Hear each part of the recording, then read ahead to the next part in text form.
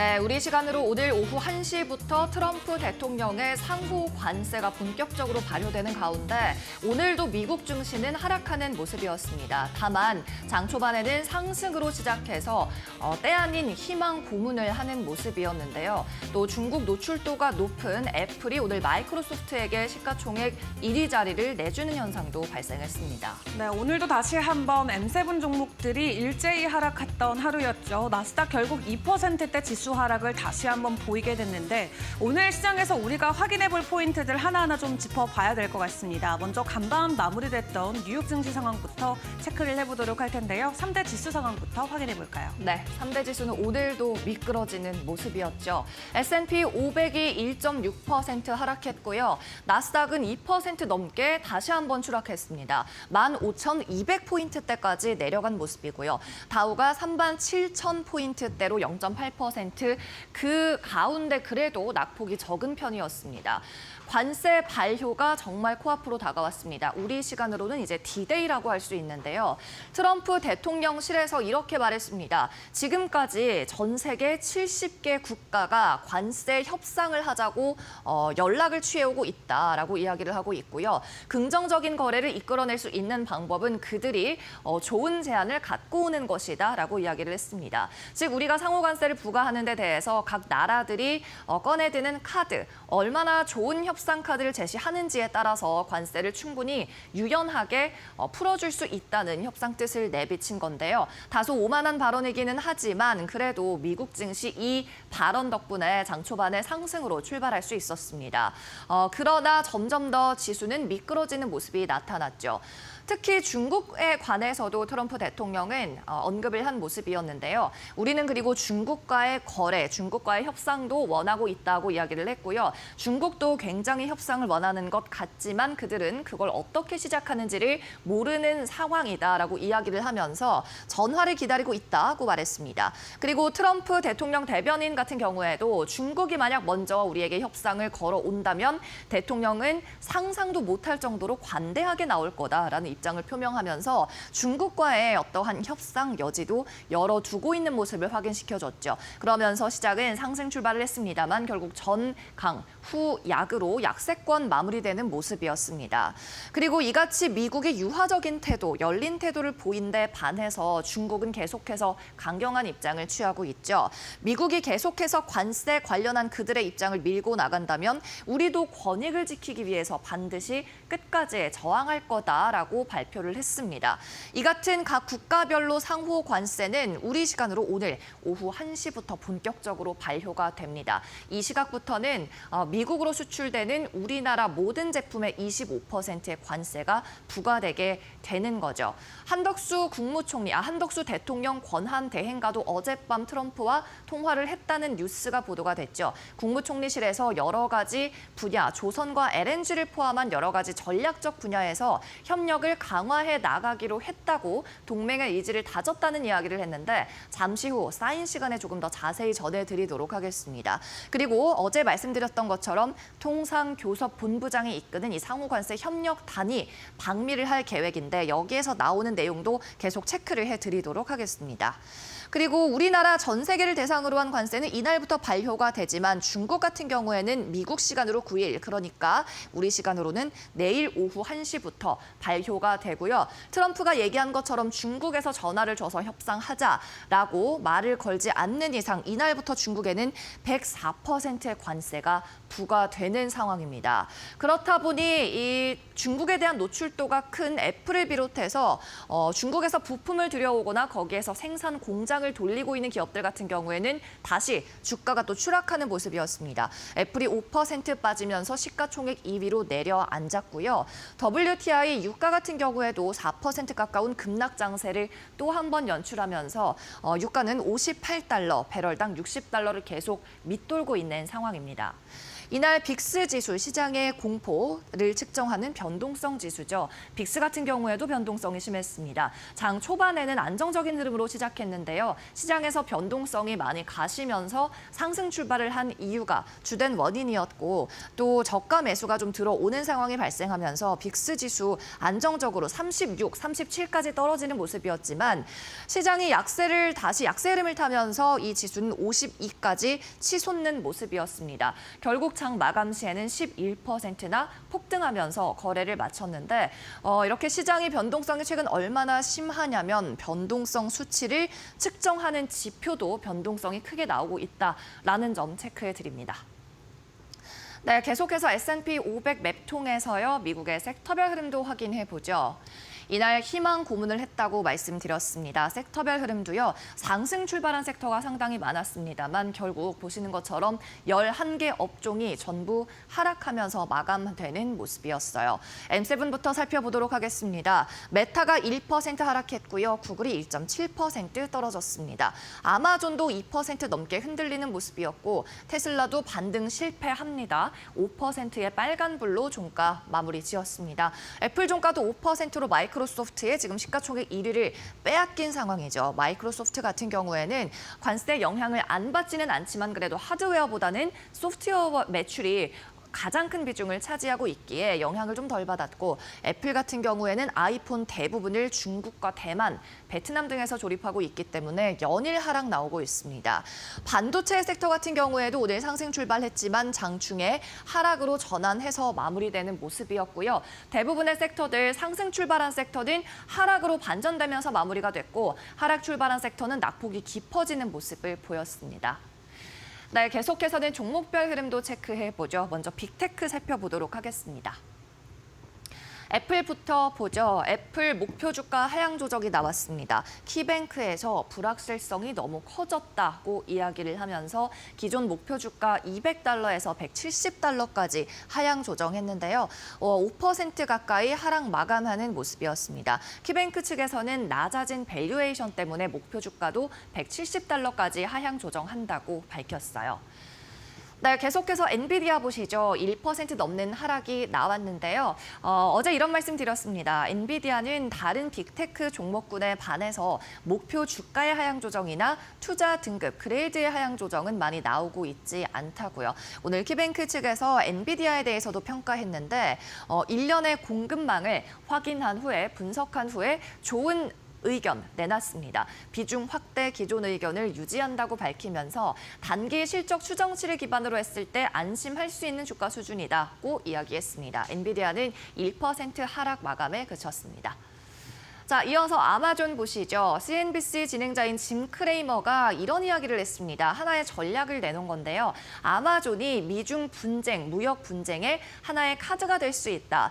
즉 미국에 유리한 카드가 될 수 있다라는 이야기를 했는데 아마존에서 지금 판매하고 있는 제품의 30에서 40%가 중국산이라는 월가 통계가 있습니다. 그런데 손해를 조금 감안하고서라도 아마존에서 판매하고 있는 중국 제품을 줄여라. 중국산 제품의 공급을 줄여라라고 이야기를 했습니다. 그러면 중국 입장에서는 소비할 곳이 마땅치 않다는 겁니다. 생산은 많이 할 수 있지만 아마존이 이걸 팔아주지 않아주면 판매처가 마땅히 없다는 거죠. 단기적으로는 손실을 입을 수 있어도 중국과의 무역 분쟁에서 이 아마존을 활용하면 전략적인 카드로 이용할 수 있다는 이야기를 했습니다.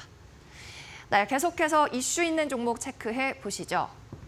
브로드컴입니다. 브로드컴도 시장 지수와 함께 오늘 장 초반에 큰 폭의 상승이 나왔지만 상승폭을 줄이는 모습이었는데요. 자사주 매입 프로그램을 발표했습니다. 2025년 말 올해 말까지 약 100만 달러 규모의 자사주 매입 프로그램을 발표했고요. 자사주 매입의 방식은 다양해서 아직까지 정한 바는 없다는 내용의 보도를 냈습니다. 브로드컴은 이렇게 자신들의 제품에 강력한 자신감 그리고 신뢰를 가지고 있다는 증명이다라고 발표했습니다. 다음은 군수산업업체 로키드 마틴입니다. 마찬가지 상승 나왔는데요. 트럼프 대통령이 1조 달러 규모의 국방 예산 지출을 약속하면서 상승이 나왔고요.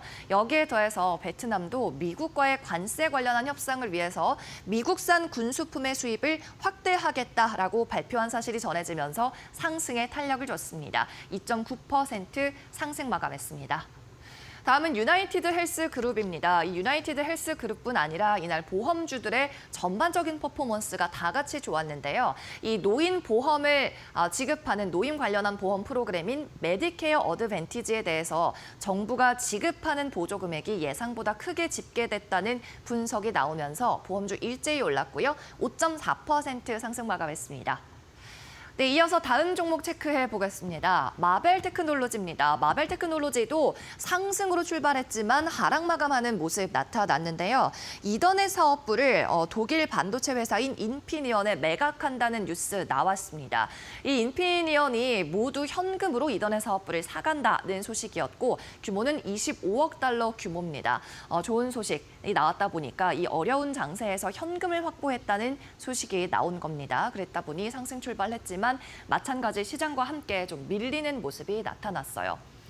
웰스파고도 마찬가지입니다. 전강 후약 장세 나타났는데요. 파이퍼 센틀러에서 기존 중립에서 비중 확대로 투자 그레이드를 상향 조정했습니다. 밸류에이션이 굉장히 매력적이고 이 기존에 있었던 스캔들 관련해서도 정부 규제 등에 현명하게 대처하고 있다고 밝혔는데요.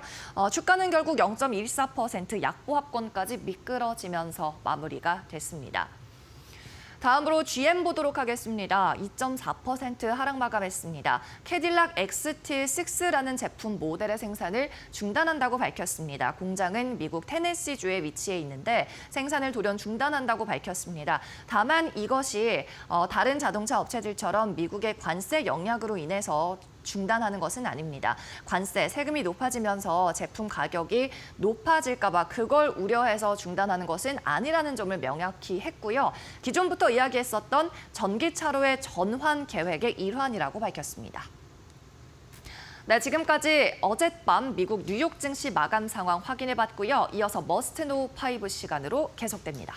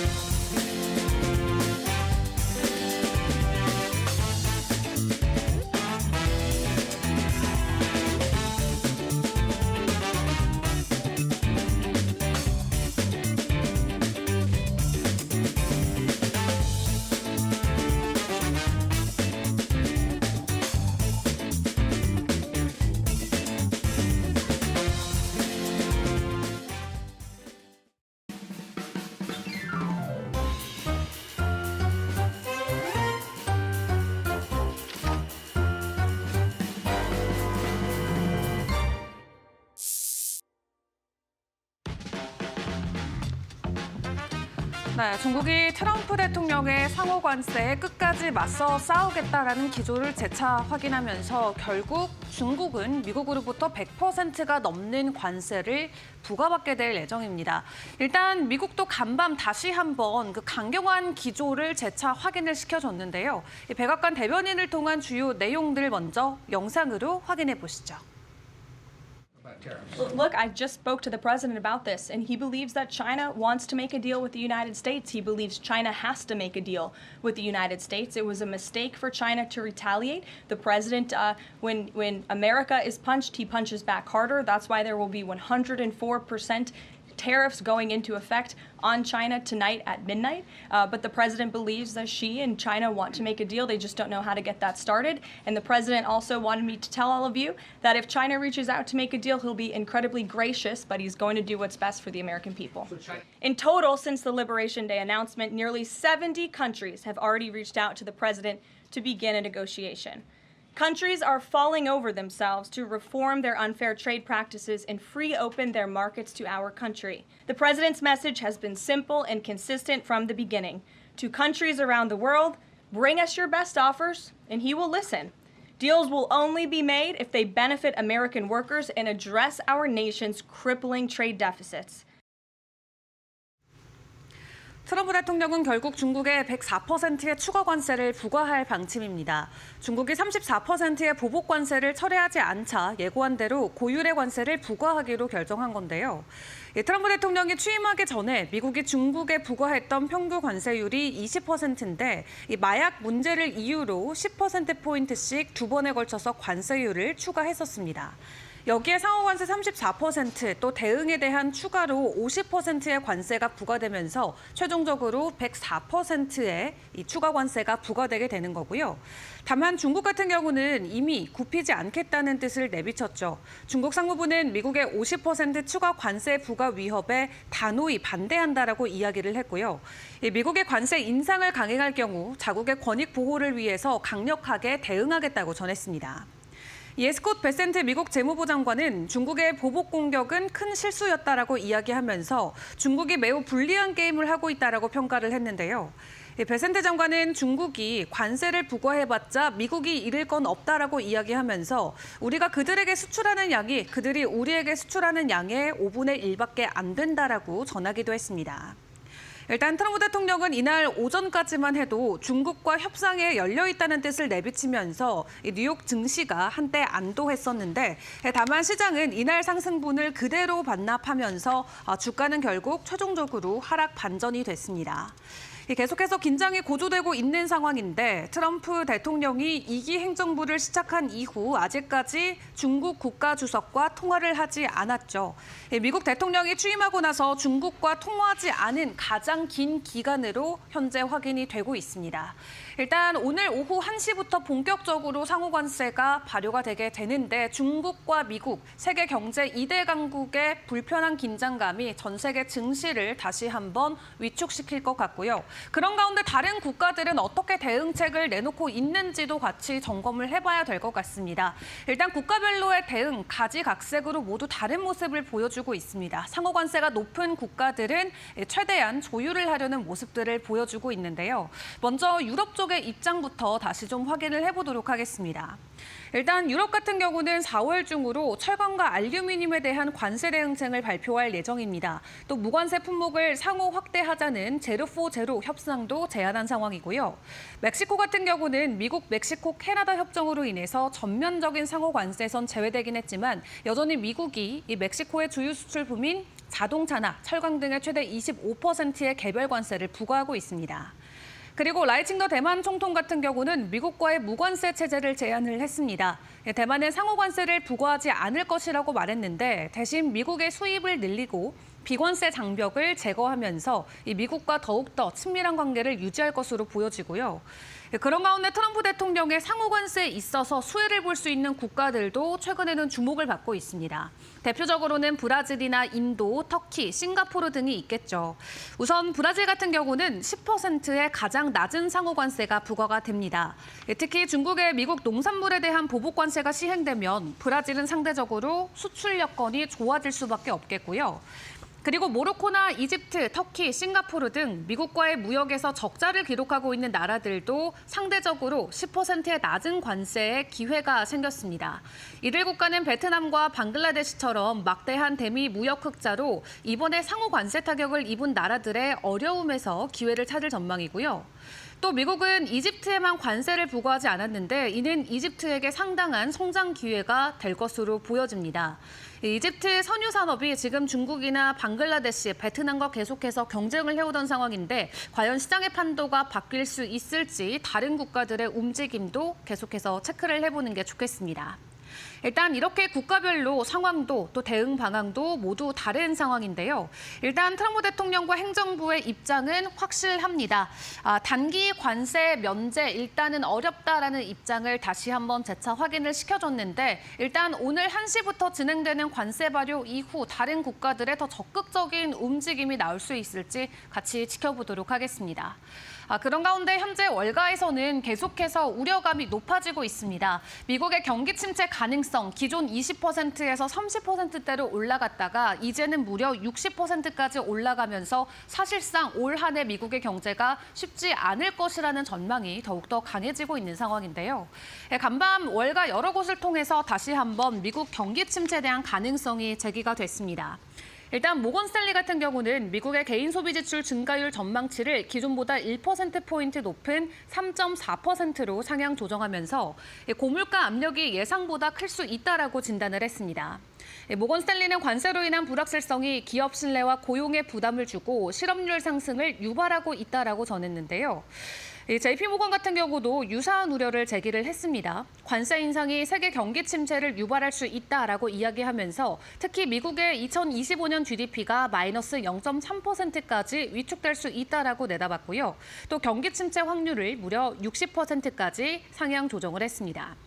다만 JP모건은 규제 기반의 안정적인 수익 구조를 갖춘 유틸리티 업종은 관세의 직접적인 충격에서 비교적 안전할 것이라고 전망을 했는데요. 또 여기에 금리 인하 가능성이 있기 때문에 유틸리티 관련주들의 배당 매력을 더욱 높일 수 있다라는 분석을 덧붙이기도 했습니다. 한편 대표적인 강세론자인 톰리 같은 경우는 최근 S&P 500이 이틀 만에 10% 넘게 급락한 것을 두고 이 시장과 경제가 관세라는 이름의 심장마비를 맞은 듯한 반응이다라고 평가를 했습니다. 다만 그는 협상 신호가 감지되고 있다라면서 지나친 비관론보다는 상황 전환 가능성에 주목해야 된다라고 덧붙였는데요.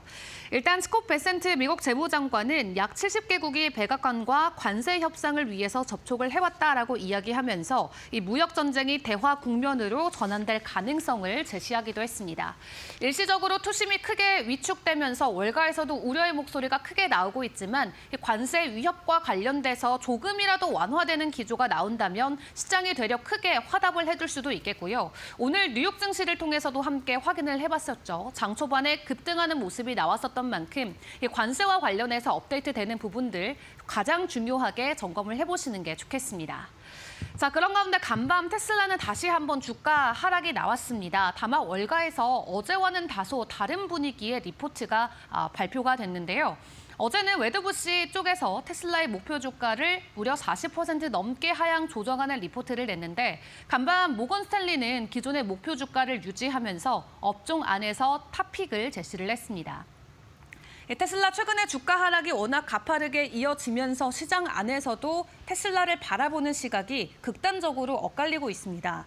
일단 간밤 모건 스탠리의 연구원은 이 테슬라가 단기적인 리스크에 직면한 것은 사실이지만 장기적인 기회와 기술 잠재력은 여전히 과소평가돼 있다라고 전했는데요. 이 테슬라가 전기차를 넘어서 로보틱스나 에너지 저장 장치, 또 인공지능 등 첨단 기술 영역에서 새로운 성장 동력을 갖추고 있다고 강조했습니다. 특히 그는 테슬라가 이끄는 체화된 AI, 즉 물리적 3D 공간에서 스스로 작동하는 자율형 기계 시대가 도래하고 있다고 진단을 했는데 이는 단순한 기술 진보를 넘어서 향후 10년에서 20년 사이 산업 전반에 혁신을 가져올 구조적 변화라는 평가를 했습니다.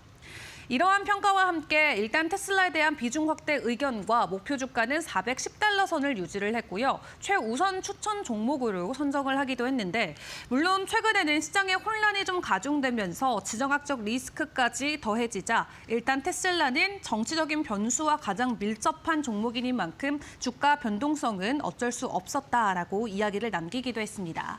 다만 어제 같은 경우는 웨드부시의 댄 아이브스 전문가가 테슬라 목표 주가를 기존 대비 43% 하향 조정하면서 315달러 선의 목표 주가를 제시한 바가 있습니다.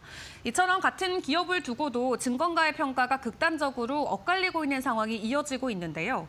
이 단기적 불확실성 속에서 투자자들은 이제 테슬라를 단순한 전기차 기업이 아닌 산업 전반을 재정의할 수 있는 테슬라의 잠재력에 주목할 필요가 있다라는 목소리도 일단은 나오고 있는 상황입니다. 간밤 추가적인 상승을 보여주진 못한 채 주가 하락이 다시 한 차례 나왔는데 내일은 좀 반전된 상황이 나와줄 수 있을지 같이 기다려보도록 하겠습니다. 자, 그런 가운데 간밤 암호화폐 시장 상황도 체크를 해봐야겠죠. 비트코인도 미국 증시와 동일하게 장 초반에는 긍정적인 상승을 보이다가 결국 하락으로 마무리가 됐습니다. 또 시장에 전해졌던 약간은 우려스러운 입장 중에 하나는 마이클 세일러의 스트래티지사가 비트코인을 매도할 수도 있다라는 전망이 나왔다라는 건데요.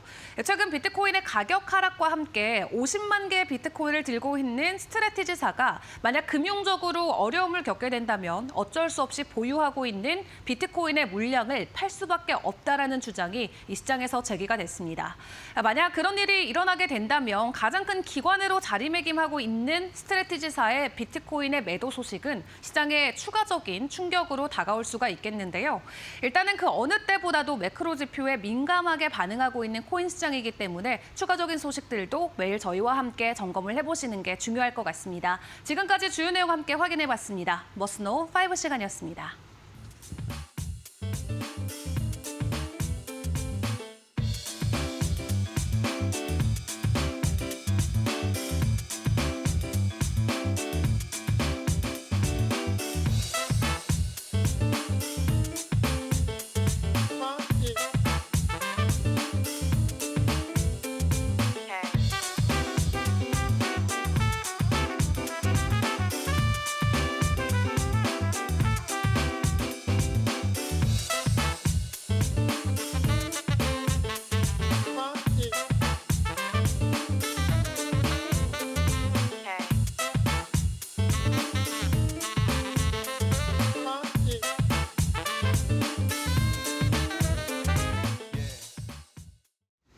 네, 강민정의 사인 시작합니다.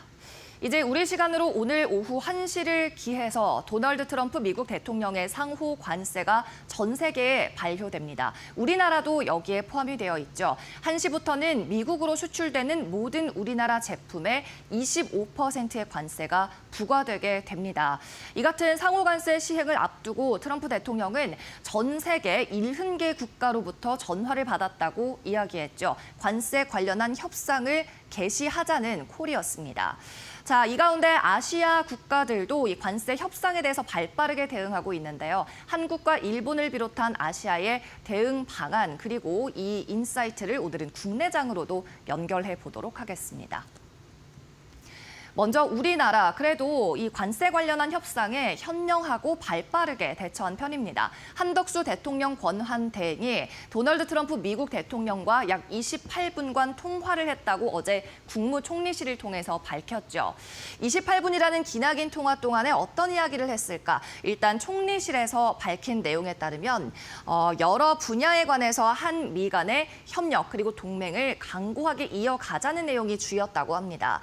일단 조선 분야에서 협력하기로 약속했고요. 미국의 LNG를 대량 구매하는 방안도 이야기가 나왔다고 합니다. 그리고 무역 균형 관련해서도 협력의 의지를 확인했다라는 내용이었죠.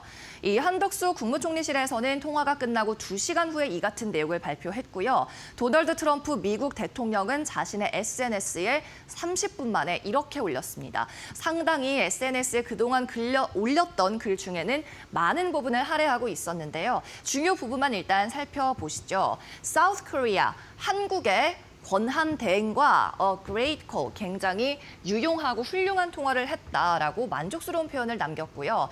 이날 이야기했던 내용에 대해서는 surplus, 무역 흑자, 그러니까 우리나라의 대비 무역 흑자가 굉장히 많이 나고 있다는 부분에 대해서 이야기를 했고 tariffs, 관세 관련한 이야기, shipbuilding, 조선, 그리고 굉장한 규모의 미국 LNG를 사줄 것에 대한 이야기를 나눴다고 말을 했고요. 마지막으로 알래스카 파이프라인, 알래스카 가스관 관련한 사업에 조인트 벤처 관련한 이야기를 했다고 얘기를 했습니다. 그리고 그 아래 몇 줄은 military protection, 그러니까 미국의 군사적 보호에 대해서 이야기를 했다는 데에 SNS 몇 줄을 소비한 모습이고요. 즉 방위비 분담금 문제, 미국이 사실 가장 문제 삼고 있는 부분이죠. 우리나라를 다룰 때 가장 문제 삼고 있는 방위비 분담금 관련해서도 많은 이야기를 나눴다고 얘기했습니다. 그리고 이제 비행기를 타고 한국의 탑팀이 미국으로 향하고 있다고도 이야기를 했는데 협상을 위해서 미국으로 향하고 있는 이 통상교섭본부장의 협상팀을 언급을 한 겁니다. 그리고 마지막으로 또 협상 테이블 위에는 다른 주제들도 올라와 있다고 이야기를 하면서 원스톱 쇼핑으로 해결할 거라는 걸 암시했습니다. 이 원스톱 쇼핑은 굉장히 아름답고 효율적인 과정이라고도 말했죠. 마지막 줄에는 중국에 대해서도 언급을 했는데요. 같은 아시아 국가인 중국 같은 경우에도 굉장히 이 같은 협상을 원하고 있지만 그들은 어떻게 시작을 해야 되는지 그 방법을 모르고 있다고 이야기를 하면서 우리는 waiting for their call, 전화를 기다리고 있다고도 말했습니다. 자, 이어서 다음 장도 함께 보시죠. 이 같은 통화를 토대로 한국의 협상 관련 예상 순번은 앞당겨질 걸로 전망이 돼요. 원래 기존에는 대통령석이 공석으로 비어 있고 권한 대행을 하고 있는 한덕수 국무총리가 그 자리를 대신하고 있기 때문에 협상에 있어서 순번이 좀 늦어지지 않겠느냐라는 예상이 지배적이었는데 이 순번은 다행히도 앞당겨질 것 같습니다. 미국 측에서도 그렇게 확인을 해줬어요. 케빈 헤싯 NEC 위원장이 이렇게 말했죠. 한국과 일본 같은 교역 파트너 그리고 동맹 파트너국을 먼저 협상 대상으로 하라라는 대통령의 지시가 있었다고 말했습니다. 그리고 앞서 트럼프가 언급했던 원스톱 쇼핑 같은 경우에는요. 그들이 중요하게 생각하는 방위비 분담금 같은 문제를 이 관세 문제와 함께 같은 협상 테이블에 놓고 논의를 할 거라는 뜻입니다. 즉 방위비 분담금 차원에서 우리나라가 조금 더 부담을 하겠다라는 제스처로 나간다면 미국에서 관세 관련해서는 조금 깎아줄 의지가 있다는 걸 확인을 한 거죠. 이제부터는 정말 우리나라의 협상팀의 협상 실력에 달려있는 부분입니다. 그러면 다른 아시아 국가들은 어떻게 대처하고 있을까요? 일본도 발빠르게 전화통화에 나섰는데요. 일단 시게루 이시바 일본 총리, 우리나라보다는 통화 시간이 약 3분 짧았습니다. 트럼프 대통령과 25분간 통화를 했다고 보도가 나오고 있고 일본의 주요 통화 내용은 이 같은 고율 관세를 좀 재고해달라, 일본은 면제해달라라는 내용이었다고 합니다. 일본은 우리나라보다는 1%포인트 낮은 24%의 관세를 부과받게 되죠. 마찬가지 오늘 오후 1시부터인데 이 부분을 면제해달라라고 하면서 꺼내든 카드는 이거였습니다.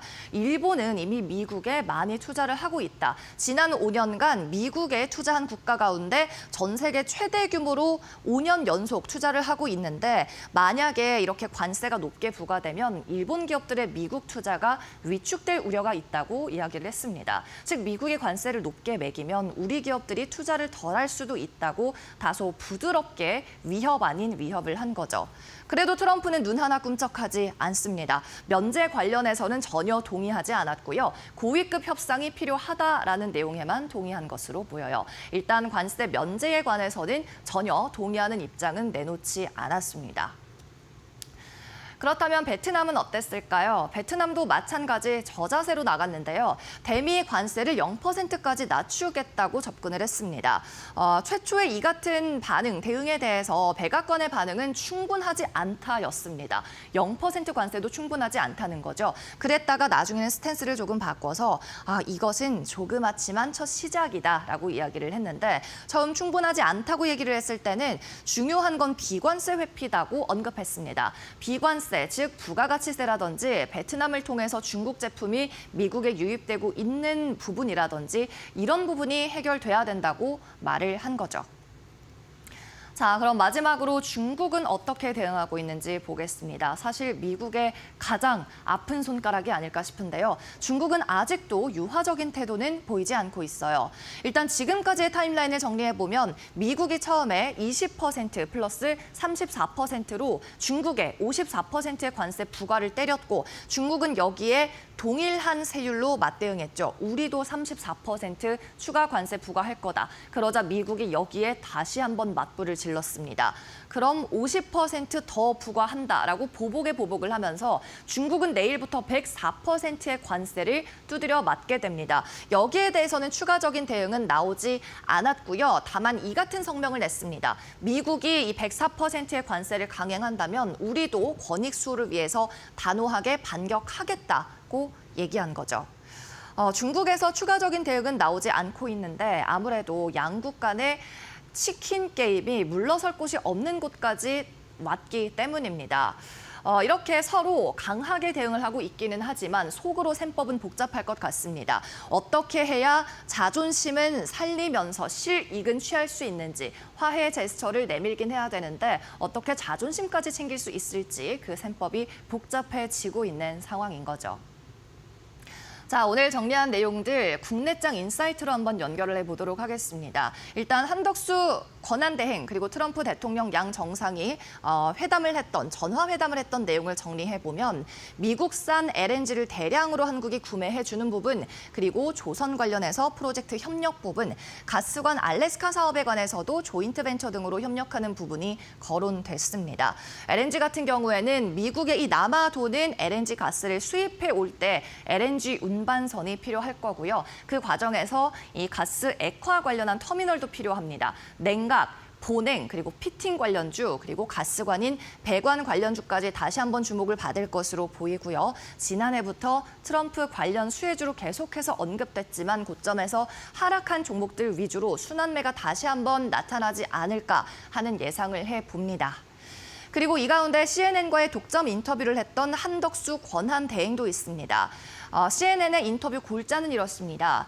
중국과는 달리 이 트럼프의 관세 전쟁에서 완전히 다른 접근법을 취하고 있는 아시아 지도자라는 내용이 골자였는데요. 즉 강대강으로 강경하게 대응해서 100% 넘는 관세를 두드려 맞은 중국과는 다르게 우리는 강경 대응하지 않겠다라는 인터뷰를 했고요. 우리는 관세 관련해서 협상하겠다고 이야기를 했습니다.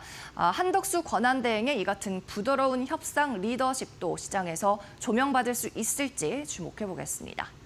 네, 이상으로 강민정의 사인이었습니다.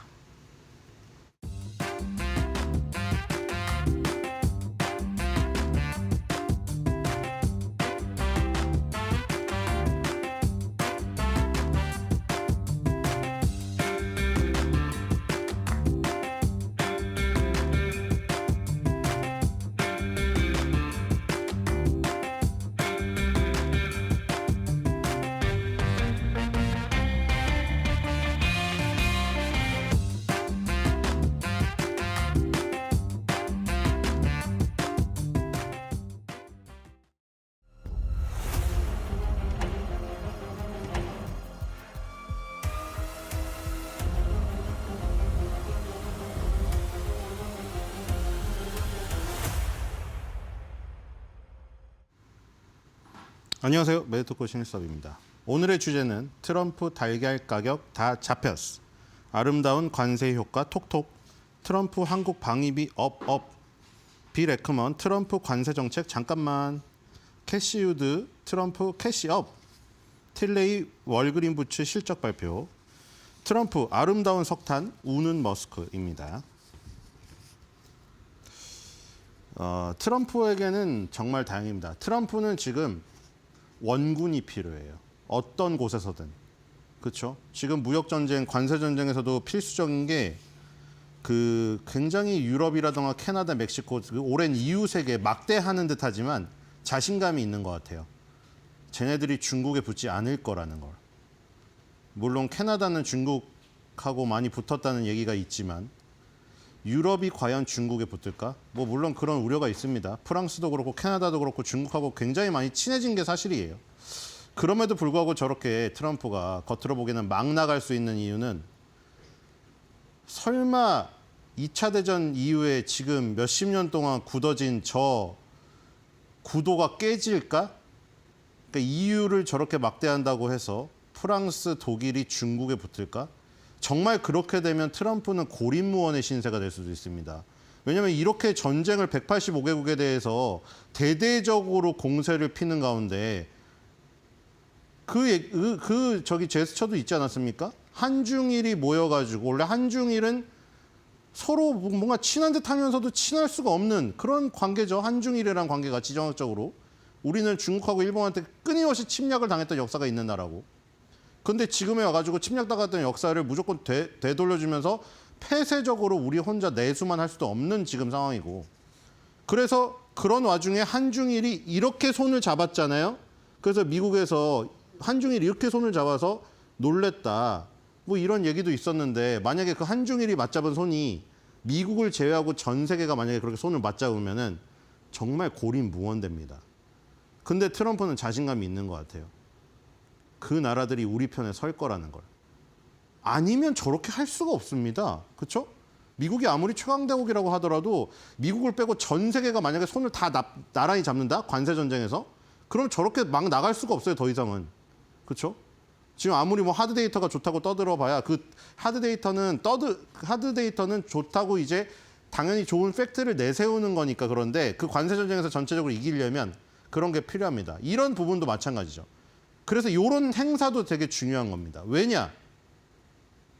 예전에 NBA에서 그 우승했던 커리라던가 골든스테이트 워리어스에서 트럼프 대통령 그 임기 때 가는 걸 거부했었던 적도 있었거든요. 그리고 어제 무키 베츠 선수가 참여했잖아요. 그리고 감독도 왔죠. 근데 옛날에 투수 교체가 너무 느려 터졌다고 해서 우리가 돌버추 우리가 인터넷에서는 그렇게 얘기했잖아요. 로버츠 감독 보고. 근데 대놓고 트럼프 대통령이 그렇게 얘기했단 말이에요. 교체가 왜 졌다이냐. 그리고 무키 베츠 선수는 흑인과의 어떤 그런 정책에 대해서 반대했었고. 근데 다 참석했습니다. LA 다저스 선수단 단 한 명도 안 빼놓고 참석했습니다. 이 굉장히 좋은 신호탄이죠. 그리고 그 와중에 이 행사 맨 앞에서 또 경제 얘기를 했습니다. 그러니까 이런 행사들은 뭐 관세의 어떤 뭐 저기 전쟁 아니면은 뭐 지금 경제 상황 이런 걸 알리는 자리는 아니고 그냥 일상적인 행사들이잖아요. 대통령의 날, 뭐 여성의 날 행사 계속 있고 이런 초청 행사도 계속 있을 것이고 NFL도 초청해야 될 것이고 4대 스포츠 다 초청해야 되니까. 그런데 그 행사장마다 무조건 빠지지 않는 얘기가 관세 얘기입니다. 물가 얘기고. 어제도 마찬가지예요. LA 다저스 선수단 백악관에 초청했는데 맨 처음에 이제 막 그 빰빠르빰빠 무슨 왕의 행진곡처럼 행진곡이 나와요. 처음에 트럼프가 입장할 때. 그럼 전부 다 이제 후레쉬를 켜고 이제 여기서 흔들어댑니다. 핸드폰을. 행사가 시작되면 알리는 것이죠. 거기서 이제 맨 처음 얘기하는 게 결국 또 달걀 얘기였다는 것이죠. 달걀 얘기를 또 해놨어요. 그 뭐 LA 다저스 선수단한테 뭐 환영 인사를 하기도 전에 이 얘기를 했다는 것이죠. 달걀 가격이 잡히고 있다. 지금 굉장히 달걀 가격이 민감하거든요. 그리고 그게 다 바이든 대통령 때 조류 독감의 대응을 엄청난 암탉의 학살로 하는 바람에 내가 이걸 다 떠안았다. 하지만 나는 이걸 해결해냈다. 바이든하고는 다르게 계속 그걸 강조하고 있거든요. 자, 뒤로 가볼게요. 그래서 결국 행사장에서 또 그 얘기 한 겁니다. 달걀 가격 잡혔다는 얘기를. 자, 여기서 뭐 오타니 선수 보고 영화 배우가처럼 생겼다고 앞으로 잘 될 거라고 해서 웃음을 지어냈고요. 그다음에 이제 달걀 가격이 엄청나게 올라가지고 난리인데 내가 부릉 농업부 장관에게 맡겼더니 73%나 가격이 급락을 했다. 내 성과를 봐라. 그 뭐 LA 다저스 선수들이라고 가만히 있을 수 있나요? 다 저기 박수 치고 있죠. 야마모토 선수만 무표정입니다. 일본이니까요. 뒤로 가보겠습니다. 영어를 못 알아들을 거예요. 자, 그 도널드 트럼프가 이제 트루스 소셜에 또 이제 글을 계속 올리는데, 자, 초록창에 치시면 도널드 트럼프 치면 트루스 소셜 줄 수 없죠. 링크 안 돼 있어요. 인스타그램 뭐 저기 틱톡까지 다 돼 있는데도 그 예전에 쓰던 페이스북이라던가 X도 돼 있는데 트루스 소셜은 왜 그런지 모르겠는데 우리나라에서 링크를 안 해놓습니다. 그런데 트루스 소셜에다가 중요한 걸 다 올리기 때문에 맨날 한 번씩 들여다보지 않을 수가 없어요. 월요일 날 제일 많이 올리더라고. 월요일 날 제일 많이 올리고 화요일 날은 조금 덜 하긴 한데 월요일 날은 이제 일요일 날 골프 치고 와가지고 한 번에 완전 쏟아내나 봐요. 어제도 이제 화요일인데 월요일보단 양이 적었지만 또 자신의 업적을 해주는 대부분 사실 폭스뉴스입니다. 폭스뉴스를 따와요. 자기의 친트럼프 성향이다, 친공화당 성향이기 때문에 자기의 정책을 좋게 얘기해 주는 언론이기 때문이죠. 일단 지금 관세 정책을 빼고 가장 중요하게 트럼프 1기 때부터 강조했던 멕시코에서 불황자들이나 범죄자들이 자꾸 넘어오니까 장벽을 세워야 된다. 이번에 또 차르를 임명해갖고 거의 무슨 문지기처럼 세워놨죠. 그리고 여기에 국경 순찰 요원들이 자기의 일에 자부심을 갖고 있다는 인터뷰를 또 여기다 링크해서 실었습니다. 그렇죠? 지금 잘 되고 있다. 저기에서 순찰 업무 하시는 분들이 이 트럼프 행정부의 이 중요한 이 지금 요 역할을 하고 있다. 자부심을 갖고 있다는 거 올렸고요. 그다음에 이거죠. 185개국에서 무인도에 막 펭귄한테도 지금 먹였는데 뭐 펭귄이 협상하러 오진 않겠지만 그건 다 밈인 거 이제 아실 때고 방대한 양의 협상 요청을 관리하고 있다. 뭐 50개국에서 왔다고 했다가 어제는 또 70개국에서 지금 오고 있다고 합니다. 전화가 와서 우리가 관세를 어떻게 뭐 협의를 할 테니 뭐 이건 너무 심하니까 좀 어떻게 잘 해봅시다. 이 연락이 많이 오고 있다. 이 연락이 오고 있다는 신호가 벌써 내 관세 정책에 전 세계가 반응을 하고 있다. 아주 올바른 길로 가고 있다. 이거를 지금 올린 거예요. 뒤로 가볼게요. 자, 그리고 이제 미국 공화당 하원과 상원을 지금 다 장악하지 않았습니까? 그래서 이제 하원 공화당 저 계정을 또 따왔어요. 하원 공화당에서는 이렇게 업적을 해놨습니다. 이렇게 이모티콘을 보기 쉽게 해놨고요. 낮은 오일 가격. 물론 이게 경기 침체 우려로 지금 유가가 급락해갖고 두바이유가 지금 $60도 깨졌는데 사실 그러니까 이게 물가가 오르느냐 이게 적당히 올라야 돼. 떨어지는 것도 적당히 오르는 것도 적당히 올라야 되는데 사실 지금 떨어진 건 사실 경기 침체 우려 때문에 떨어진 거지. 사실은 경기가 계속 좋아지려면 사실 유가는 천천히 꾸준히 올라야 되거든요.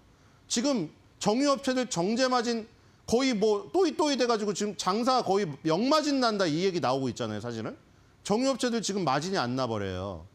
그러니까 사실은 유가가 오르는 게 좋은 거예요. 소비자한테는 너무 빨리 오르진 않지만 천천히 오르고 정유업체의 마진도 어느 정도 보장되면서 소비자들이 기름을 많이 소비하니까 올라야 되는데 사실은 지금 물가에 초점이 맞춰져 있다 보니까 여기에 지금 초점을 맞추는 거예요. 일단 지금 뭐 경기 침체의 우려는 지금 뭐 요거는 일시적인 유가의 하락으로 물가를 잡는 거에 우선순위를 둔 것으로 그래서 어쨌든 제일 위에다가 그걸 써놨습니다. 공화당 하원 개정에서 그다음에 이 고용 창출됐다. 이거는 트럼프가 계속 트루스 소재를 올린 거잖아요. 이 수치를 봐라. 비농업 취업자 수 엄청나게 늘었다. 컨센서스 상회다. 이 지금 하드 데이터를 계속 강조하고 있잖아요. 공화당 하원에서도 강조를 했고요. 그다음에 모기지 금리가 낮다.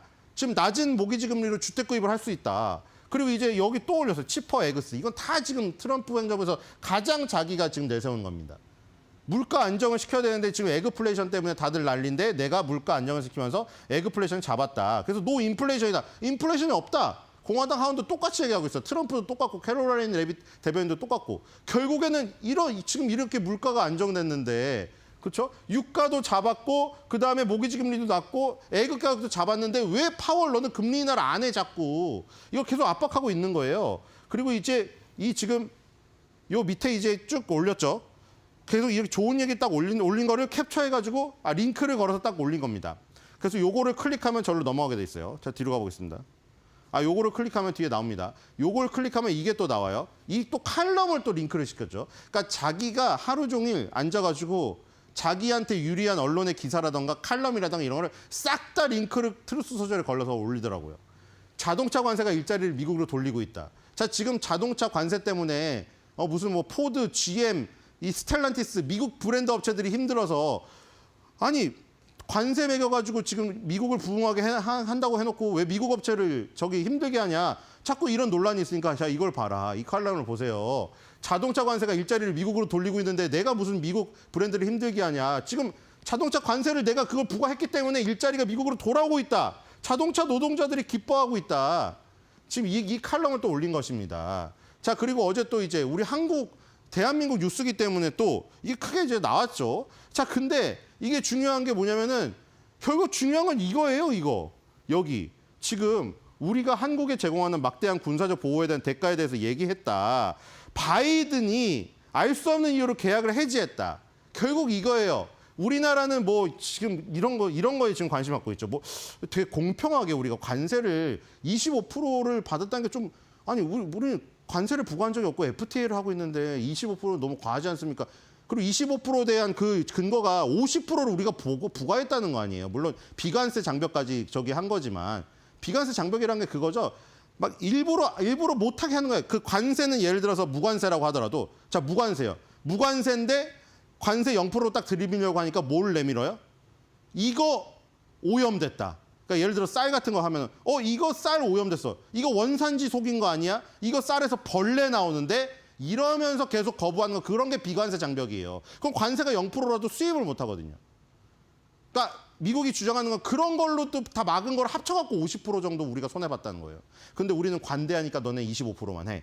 그래서 우리가 이거 어제 뭐 통화한 거 가지고 이제 25% 가지고 굉장히 공평한 우리 평등한 이 자리에서 의논할 수 있겠네? 아닙니다. 방위비 내라 이거예요. 그냥 한마디로. 바이든이 그걸 왜 해지를 했느냐.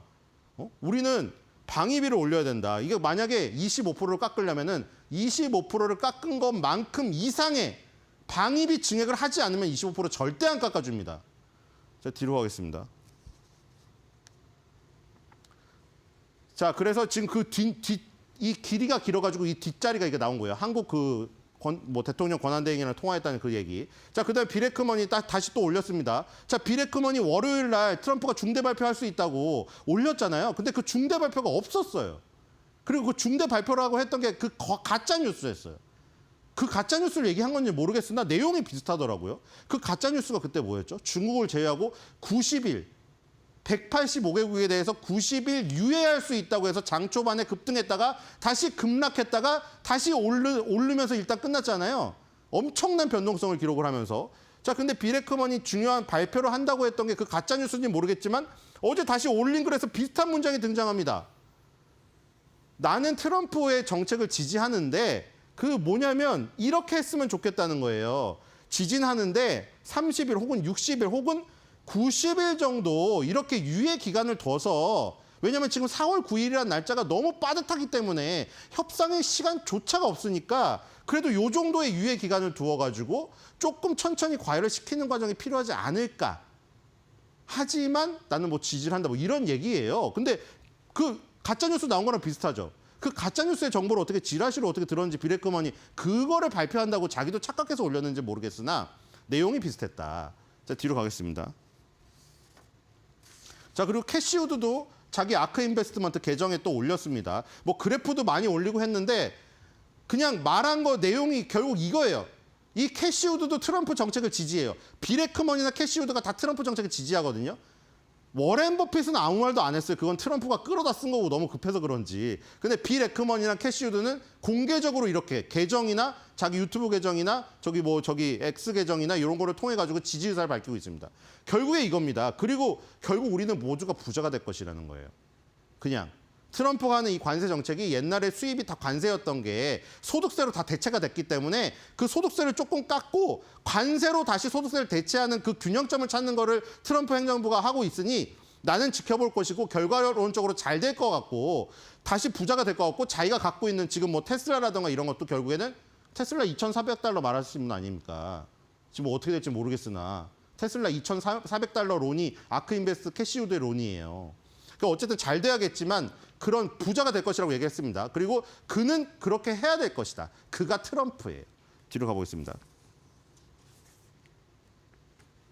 자, 실적 발표입니다. 본격적으로 지금 굉장히 인지도 높은 실적 발표가 있기 전에 약간 예열 과정이라고 보시면 돼요. 지금 다음 주부터는 중요한 것들 실적 발표가 있습니다. 오늘 2개 보겠어요. 뭐 큰 기업은 아닙니다. 자, 지금 월그린 부츠 약국 업체랑 지금 틸레이 대마초 브랜드인데 월그린 부츠 같은 경우는 플러스 4% 낮고 손실이 조금 줄어들었네요. 간단히 넘어갈게요. 지금 이 약국 업체가 굉장히 지금 거대 약국 업체에 밀려가지고 힘들어요. 월그린 부츠가. 그다음에 틸레이 여기는 지금 캐나다가 걸려 있어요. 캐나다에서 대마초 사업을 하는데 지금 캐나다랑 관세 분쟁 그게 걸려 있죠. 그래가지고 지금 보시면은 음료 사업, 웰빙 사업, 대마초 사업이 있는데 대마초 사업이 14% 마이너스가 난 것을 볼 수가 있습니다. 여기 보시면 캐네디안 메디컬, 캐네디안 어덜트라고 되어 있죠. 이게 성인용 그냥 이 기호용이고 이건 의료용입니다. 의료용이든 기호용이든 다 매출이 줄어든 걸 볼 수가 있겠죠. 그래서 이 관세 부분 때문에 이 부분이 어떻게 될까? 요게 관건입니다. 뒤로 가겠습니다. 그리고 방금 아주 중요한 또 지금 트럼프 때문에 잠을 못 자요. 밤을 새야 되는데 방금 또 발표를 했죠. 자, 이 노동자들 또 모아놓고 그렇죠? 대역은 아니겠죠? 항상 저번에 학생들도 불렀잖아요. 이번에 또 노동자들 불렀습니다. 누구? 석탄 노동자. 석탄 노동자들하고 임직원을 다 불러놓은 상태에서 석탄을 부활시키겠다. 자, 관세가 아름답다고 했죠? 어제 또 두 번째 아름다운 게 나왔습니다. 아름다운 석탄. 네타냐후 총리랑 그 회담에서 아름다운 석탄이라고 얘기를 해놓고 바로 그날 행정서명에 지금 사인을 했습니다. 자, 그래서 이걸로 어떻게 됐냐? 트럼프가 석탄을 핵심 광물로 지정한 행정명령에 서명을 했습니다. 그래서 석탄 채굴업체 피바디 에너지가 10%가량 급등했고요. 반면에 이거는 어떻게 보면 레거시 에너지죠. 최근에 신트렌드 에너지로 떠오르는 것이 바로 리튬 아닙니까? 2차 전지 관련해서 전기차. 리튬 채굴업체 알버말은 10.4%, SQM은 8% 폭락하는 사태가 벌어졌고요. 그리고 앨런 머스크가 이끌고 있는 테슬라는 플러스를 기록하다가 마이너스로 끝났습니다. 자, 뒤로 가겠습니다. 끝이죠. 자, 그래서 지금 제가 불씨가 계속해서 퍼지고 있다고 했죠. 자, 이건 우연인지 모르겠는데 자꾸 핑퐁이 되고 있어요. 앨런 머스크가 이탈리아 우파 정치 행사 축사에서 그 얘기 했잖아요. 지금 관세 정책을 이렇게 하고 있는 사람한테 EU랑 무관세 자유무역 협정 지대를 만들어야 된다고 얘기를 했잖아요. 그래서 했는지 일정 때문에 했는지 모르겠지만 트럼프가 리튬 아웃 선언을 한 듯한 석탄을 다시 들여오고 리튬을 아웃 선언한 듯한 그런 지금 시장의 상황이 펼쳐지니까 또 미묘한 관계가 형성이 됐습니다. 그래서 오늘의 한주인 매도평 머스크 무관세 트럼프 리튬 아웃 머스크 되로 주고 말로 받다.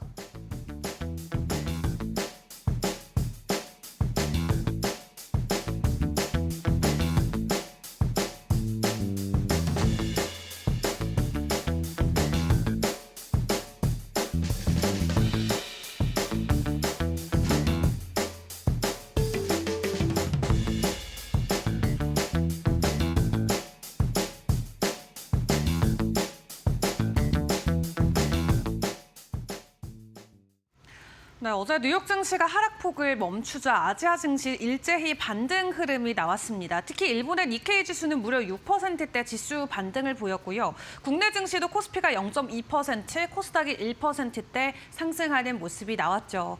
관세 발효와 관련해서 지난 5거래일 만에 드디어 첫 반등이 나온 거고요. 이날 증시에서 구원투수가 됐던 건 바로 개인들의 매수 물량이었습니다. 다만 금융위기 이후로 원달러 환율 최고치까지 올라간 상황이고 이제 정말 1,500원을 목전에 둔 상황인데요. 이런 부분과 관련해서 외국인들의 수급 현황이 앞으로 어떻게 이어질지는 계속해서 주의를 하시는 게 중요할 것 같습니다.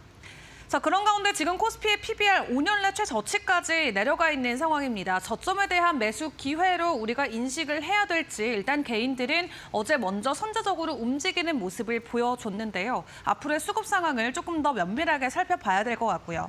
그리고 이날 증시에서 추가적인 이 매수 흐름에 몸을 실었던 건 바로 하나그룹주입니다. 특히 하나에어로스페이스가 유상증자와 관련된 규모를 축소시키겠다라는 소식을 전해오면서 어제장에서 8%대 지수 상승을 보였고요. 기관과 외국인들이 모두 동시에 가장 많이 사들이는 종목에 이름을 올려줬습니다. 자, 그 가운데 어제 상한가와 함께 다시 한번 52주 신고가를 돌파했던 종목들은 여전히 정치 테마주 안에서 나왔습니다. 대형 포장이나 진양화학 등등의 종목들이 큰 폭의 상승 흐름을 보였는데 어제장 한판 정리 다시 한번 정치 테마주로 좀 정리를 해봐야 될 것 같습니다. 다음 장 통해서 함께 확인을 해보시죠. 여전히 인물별 그리고 정책별로 나눠서 체크를 해볼 수가 있겠죠. 이 후보별로 어제도 상한가 직행했던 종목들이 대부분 나왔었고요. 특히 어제는 이 대형 포장이나 세원 물상 등 여러 가지 종목들이 상한가 가는 모습들이 동시에 포착이 되면서 점점 더 후보별로 이 상승하는 모습들이 더욱더 확산되고 있는 모습이 포착이 되기도 했습니다. 그런 가운데 정책과 관련된 종목들도 계속해서 상승 기조가 이어지고 있는 가운데 저출산이나 교육 일자리 그리고 AI 관련해서도 상한가를 연일 돌파해주는 종목들이 계속 시장에 포착이 되고 있고요. 인물과 함께 정책을 엮어서 동시에 수혜를 받아갈 수 있는 종목들을 선별해서 투자해야 된다라는 입장들도 나오고 있습니다. 다만 6월 3일 전까지 변동성은 계속해서 나올 수가 있겠고요. 오히려 대선 이후에 이 최종적으로 선택을 받지 못한 인물과 정책들은 추가적인 하락이 나올 수 있기 때문에 단기적인 변동성에는 꼭 주의를 해보시는 게 좋겠습니다. 자, 그런 가운데 어제 국내 증시에 좀 활기를 불어 넣어줬었던 대형주들의 소식들도 점검을 해보겠습니다. 크게 삼성전자와 하나에어로스페이스 체크를 해봐야겠죠. 어제 실적 발표를 한 삼성전자 나름 선방을 했습니다. 4분기가 원래 가장 호실적을 발표하는 피크 시즌인데 이 연초임에도 불구하고 나름 실적 선방의 소식이 나오면서 주가는 상승하는 모습을 보였고요. 다만 큰 폭의 가격 상승이 나오진 않았습니다.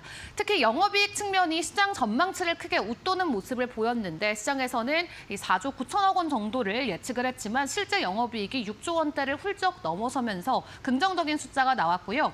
다만 중요한 건 반도체 덕분에 크게 오른 건 아니었습니다. 갤럭시 S25 흥행 덕분에 시장의 예상치를 상회할 수 있었다라는 데이터를 체크를 해볼 수가 있었고 그럼에도 반도체 쪽에서 긍정적인 부분들을 점검을 해보자면 이제 디램 가격이 계속해서 반등하고 있다라는 거 그리고 중국의 경제가 살아나고 있기 때문에 앞으로 디램의 추라도 굉장히 안정적으로 바뀔 것이다라는 부분이 되겠습니다. 이번 1분기의 턴어라운드는 어떻게 보면은 반도체가 아니라 이 기기를 통한 추가적인 상승이었다면 이제 3분기, 4분기에서는 반도체를 중심으로 추가적인 실적 전망이 나올 것으로 보여지는데요. 일단 2분기에는 우리가 관세라는 하나의 복병이 있기 때문에 이 변동성에는 주의를 하시는 게 좋겠습니다. 증권가에서 제시하고 있는 목표가도 같이 점검을 해보겠습니다. KB증권에서는 삼성전자 58,800원 가장 높은 수준을 제시하고 있고요. 다만 DS투자증권이 53,200원대로 최고가와 최저가 모두 5만 원대 머물러 있는 것을 체크를 해볼 수가 있겠습니다. 자, 그런 가운데 어제 하나 에어로스페이스가 무려 8%대 급등을 보였습니다. 주주 달래기에 나선 하나 그룹주의 소식들도 점검을 해보도록 할 텐데요. 이 유상증자가 기존에 3조 6천억 원대가 발표가 되면서 개인 투자자들에 대한 부담이 커지자 주가가 일시적으로 하락하는 모습이 포착이 됐었죠. 다만 해당 부분을 이제 2조 3천억 원까지 줄인다는 소식이 전해지면서 주가의 반등이 나왔고요. 여기서 이제 모자른 1조 3천억 원은 하나 에너지를 통해서 유상증자를 진행할 예정이라고 합니다. 그리고 여기에 추가적으로 수주와 관련된 소식까지 더해지면서 주가 상승은 더욱더 탄력을 받아갔었는데 폴란드에 4천억 원대 자주포 부품을 공급한다라는 체결 소식을 어제장에서 전해오기도 했습니다. 이로써 유상증자 발표 전 수준까지 주가가 어느 정도 회복되어가는 모습이 나오고 있는 상황인데요. 증권가의 최고 목표가는 88만 원 선, 최저가 지금 72만 원으로 체크가 되고 있습니다. 80만 원 바로 아래때까지 가격 상승이 나온 상황인데 오늘 두 종목 모두 추가적인 주가 상승을 보여줄 수 있을지 같이 점검을 해보시죠. 자, 그리고 오늘 국내에서 또 가장 큰 변수로 떠오를 수 있는 건 바로 트럼프 대통령과의 전화 통화가 되겠습니다. 어제 저녁 9시 정도부터 30분 정도 통화를 한 것으로 알려졌죠. 일단 미국 쪽의 입장을 다시 한번 점검을 해보면 조선업이라던가 LNG 구매, 방위비를 놓고 여전히 우리나라한테 요구하는 것이 많은 것으로 보여지고 있습니다.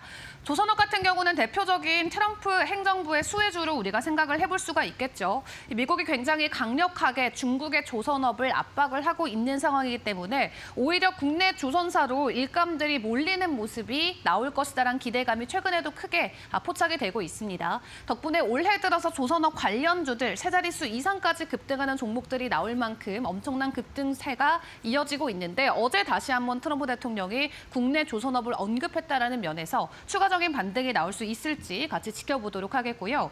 그리고 LNG 쪽 관련해서도 지금 미국산 LNG 대규모로 구매해라라는 또 말을 내놓기도 했습니다. LNG 관련주들의 변동성도 오늘 점검을 해보시는 게 좋겠고 방위비 관련해서 또 증액 요구가 한 차례 또 나왔습니다. 이미 트럼프 대통령이 최종적으로 2기 출범하기 전에 우리나라는 26년부터 방위비가 전년 대비 8.3% 증가가 될 예정이었습니다. 다만 트럼프 1기 때를 생각을 해보면 한국의 방위비 분담금을 기존보다도 5배나 인상을 해야 된다라는 요구안을 가지고 왔었기 때문에 추가적으로 변동될 수 있다라는 측면에서 오늘 방위산업 관련주들도 어떤 쪽에 좀 초점을 맞춰줄지가 궁금한데요. 일단 한국과 미국의 전화통화 내용은 결론적으로는 굉장히 긍정적이었습니다.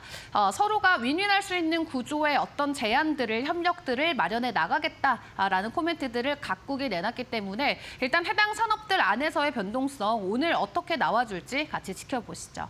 자, 마지막으로 그렇다면 한국을 제외한 다른 국가들의 대응 방안은 어떻게 진행되고 있는지도 좀 점검을 해보도록 하겠습니다. 일단 중국은 맞불 관세를 내놓으면서 결론적으로는 무려 104%의 관세를 맞이하게 됐습니다. 기존의 마약과 관련된 관세가 10%씩 두 번이 부과돼서 기존에 20%의 관세가 있었고요. 이번에 상호 관세가 34%가 추가되면서 최종적으로 54%의 관세가 진행되는 걸로 준비가 돼 있었습니다. 다만 중국이 맞불 대응을 내놓자 미국의 여기에 50% 그렇다면 추가로 우리는 부과하겠다라고 이야기를 했고 중국이 거기서 물러서지 않는 모습을 보이자 오늘 백악관 대변인은 다시 한번 중국 104%의 관세 부과 진행될 것이다라고 으름장을 놨습니다. 오늘 오후 1시부터 본격적으로 관세가 적용이 되는데 각 국마다 좀 영향권이 서로 다를 것으로 보여지고요. 일단 유럽과 중국 같은 경우는 어느 정도 대응을 하는 모습, 다만 유럽 같은 경우는 협상에 대한 준비도 하고 있다라고 이야기를 내놨고 특히 아시아 국가들, 중국을 제외한 다른 아시아 국가들은 최대한 미국과 함께 좀 화해하면서 최대한 협조하려는 모습들이 많이 포착이 되고 있습니다. 대표적으로 어제 한국이 긍정적인 소식을 들고 왔고 또 트럼프 대통령이 동시에 일본을 언급하기 하기도 했는데요. 어제 니케이 지수가 이미 6%대 지수 상승을 보여줬는데 오늘 일본 쪽의 이슈들은 또 어떤 것들이 있을지도 같이 지켜보도록 하겠습니다. 자, 그런 가운데 이제 가장 중요해지는 건 또 인플레이션 지표가 되겠습니다. 이제 CPI와 PPI 발표를 앞두고 있는데요. 상호 관세와 맞물려서 만약 인플레이션이 추가적으로 상승하는 기조가 조금만 나오게 된다 하더라도 경기 침체에 인플레이션 증가, 즉 스태그플레이션에 대한 우려가 더욱더 커질 수가 있겠습니다. 간밤 뉴욕 증시는 일단 초반에 상승하는 모습을 보이다가 장 후반에 급락한 채 마무리가 됐었는데 오늘 국내 증시는 어떤 부분에 좀 초점을 맞춰줄지 계속해서 시장 상황을 저희와 함께 점검해 보시는 게 중요하겠습니다. 자, 오늘의 개장 분위기 어떻게 진행이 될지 일단 저희 이데일리 TV와 계속 함께 보시죠.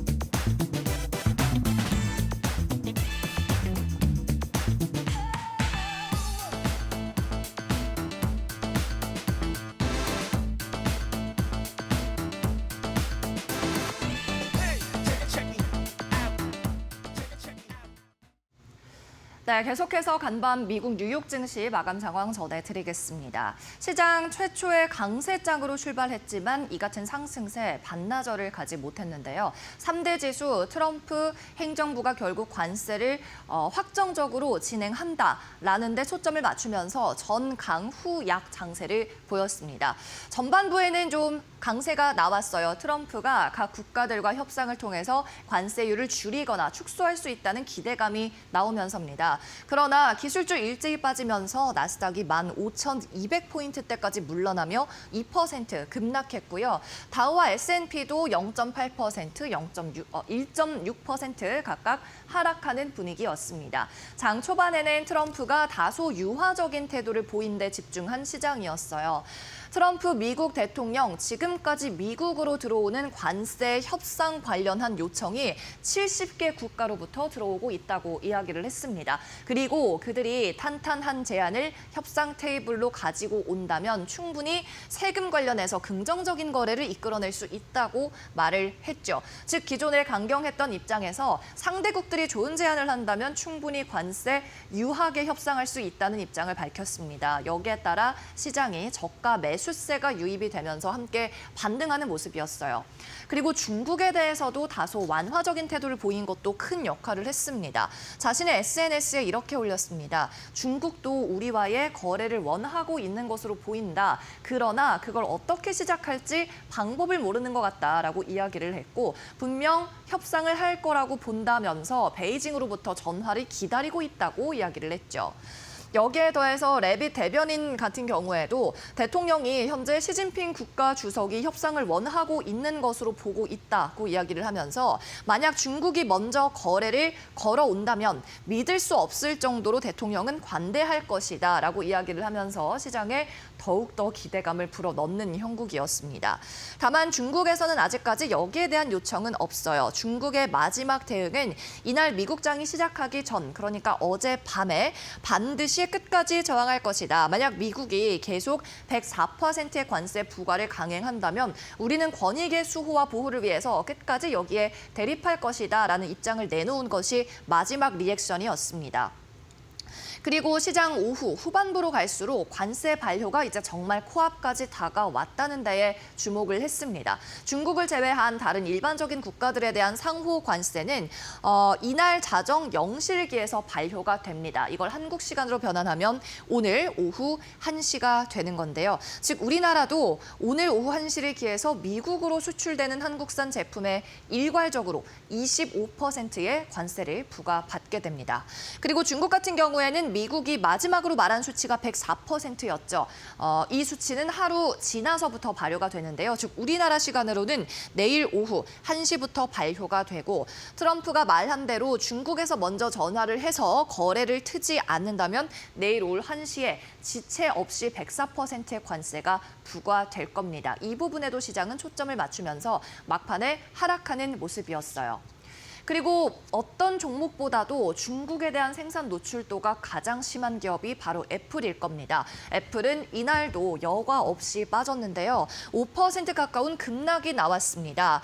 그리고 반대로 보다 더 관세 대비해서는 좀 상대적으로 관세 리스크에 덜 노출됐다고 평가받고 있는 이 마이크로소프트 같은 경우에는 하락폭이 적었습니다. 애플이 오늘 마이크로소프트의 1위 자리를 내주는 모습 포착이 됐습니다. 종가 기준으로 주가가 172달러까지 애플은 내렸고요. 시가총액은 2조 5,900억 달러까지 축소되는 모습이었습니다. 마이크로소프트가 오늘자로 미국 증시에서 시총 1위 기업으로 탈환한 모습 나타났다는 점 체크해드리고요.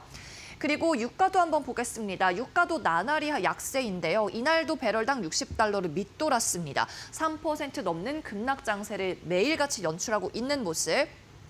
확인을 해보고 마지막으로 변동성 지수 확인해보죠. 빅스 같은 경우에는 이날 변동이 컸습니다. 장 초반에는 완화적인 주가 가격을 나타냈는데 37까지 밀렸었습니다. 그런데 결국 막판에는 시장에서 투매가 다시 한번 일어나면서 52까지 상승폭을 높이는 모습이었고요. 빅스 지수 11% 급등한 채 거래 마쳤습니다.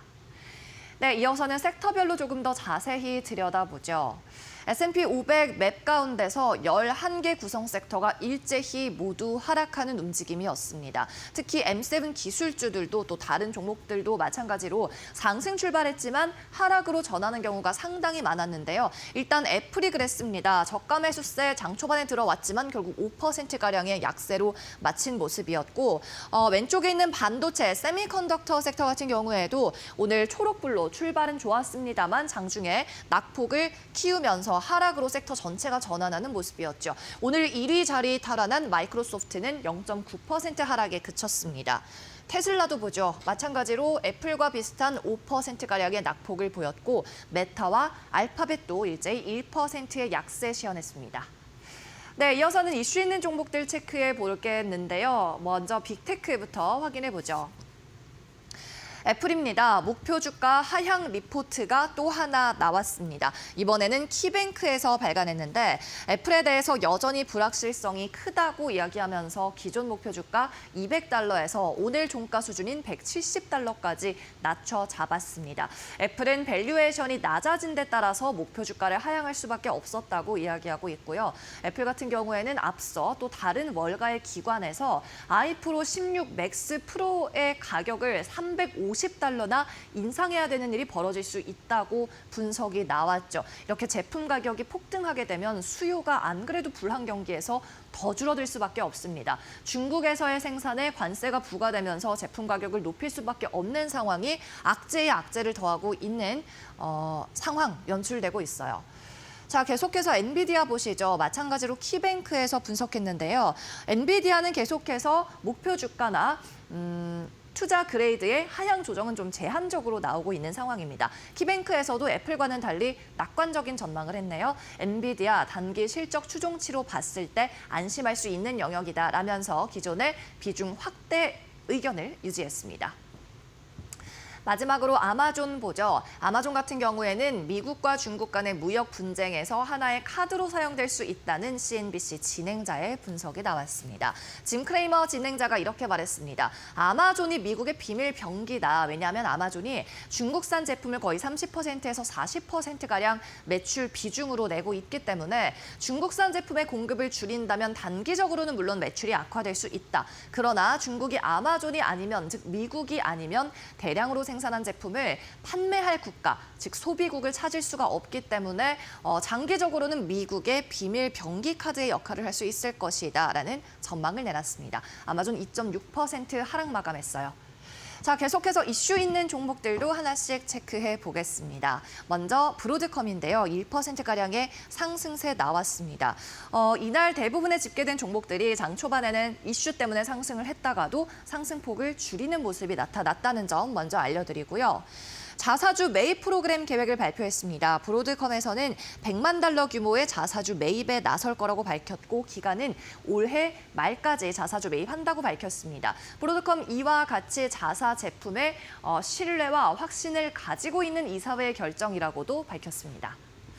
다음은 록히드 마틴입니다. 미국의 대표적인 방산 업체죠. 마찬가지 3%가량의 상승폭은 조금 줄이면서 마무리가 됐는데요. 트럼프 대통령이 1조 달러 규모의 국방 예산을 지출할 것을 약속했습니다. 여기에 더해서 베트남도 미국의 관세 정책에 대응하기 위해서 미국산 군수품의 수입을 확대할 거라는 발표 나오면서 록히드 마틴뿐 아니라 미국의 군수 방위산업 관련주들이 일제히 상승하는 모습이었습니다. 다음으로 건강보험 관련 업체인 유나이티드 헬스그룹. 유나이티드 헬스그룹뿐 아니라 이날도 정부의 보조금 이슈 때문에 건강보험 관련주들이 일제히 상승하는 모습이었는데요. 메디케어 어드밴티지에 대한 정부 지급금이 약 5% 인상된 것으로 발표가 됐습니다. 예상보다 인상폭이 컸습니다. 메디케어 어드밴티지는 노인보험에 대한 정부의 보조금이라고 보시면 될 것 같은데요. 예상보다 정부 보조금이 많이 나오는 것으로 발표되면서 유나이티드 헬스그룹은 5.4% 상승 종가 마감했습니다. 다음 종목도 함께 살펴보시죠. 마벨 테크놀로지는 하락 마감했는데요. 장 초반에는 이 종목도 상승이었습니다. 이더넷 사업부를 독일 반도체 기업에 매각한다는 뉴스가 나왔는데요. 인피니언이 전액 현금을 주고 이 사업부를 사간다고 합니다. 규모는 25억 달러로 책정이 되어 있는데 이같이 많은 양의 현금을 확보해서 데이터 센터 사업 같은 주력 핵심 사업에 집중한다는 계획입니다. 마벨 테크놀로지 약 2% 하락 나왔습니다. 다음 웰스파고입니다. 0.14% 약보합권에서 마감했는데 파이퍼 샌들러에서 매력적인 밸류에이션을 지니고 있다면서 기존 중립에서 비중 확대로 의견 업그레이드했습니다. 마지막으로 GM입니다. GM은 캐딜락 XT6 제품의 생산을 중단한다고 밝혔는데요. 생산 공장 미국 테네시주에 위치해 있는데 다만 이 같은 생산 중단 결정이 미국의 관세 정책 때문은 아니라는 점을 분명히 했습니다. 기존부터 예정되어 있었던 이 캐딜락 제품의 전기차 전환 계획의 일환이라고 밝혔습니다. 네, 지금까지 미국 뉴욕 증시 마감 상황 전해드렸습니다.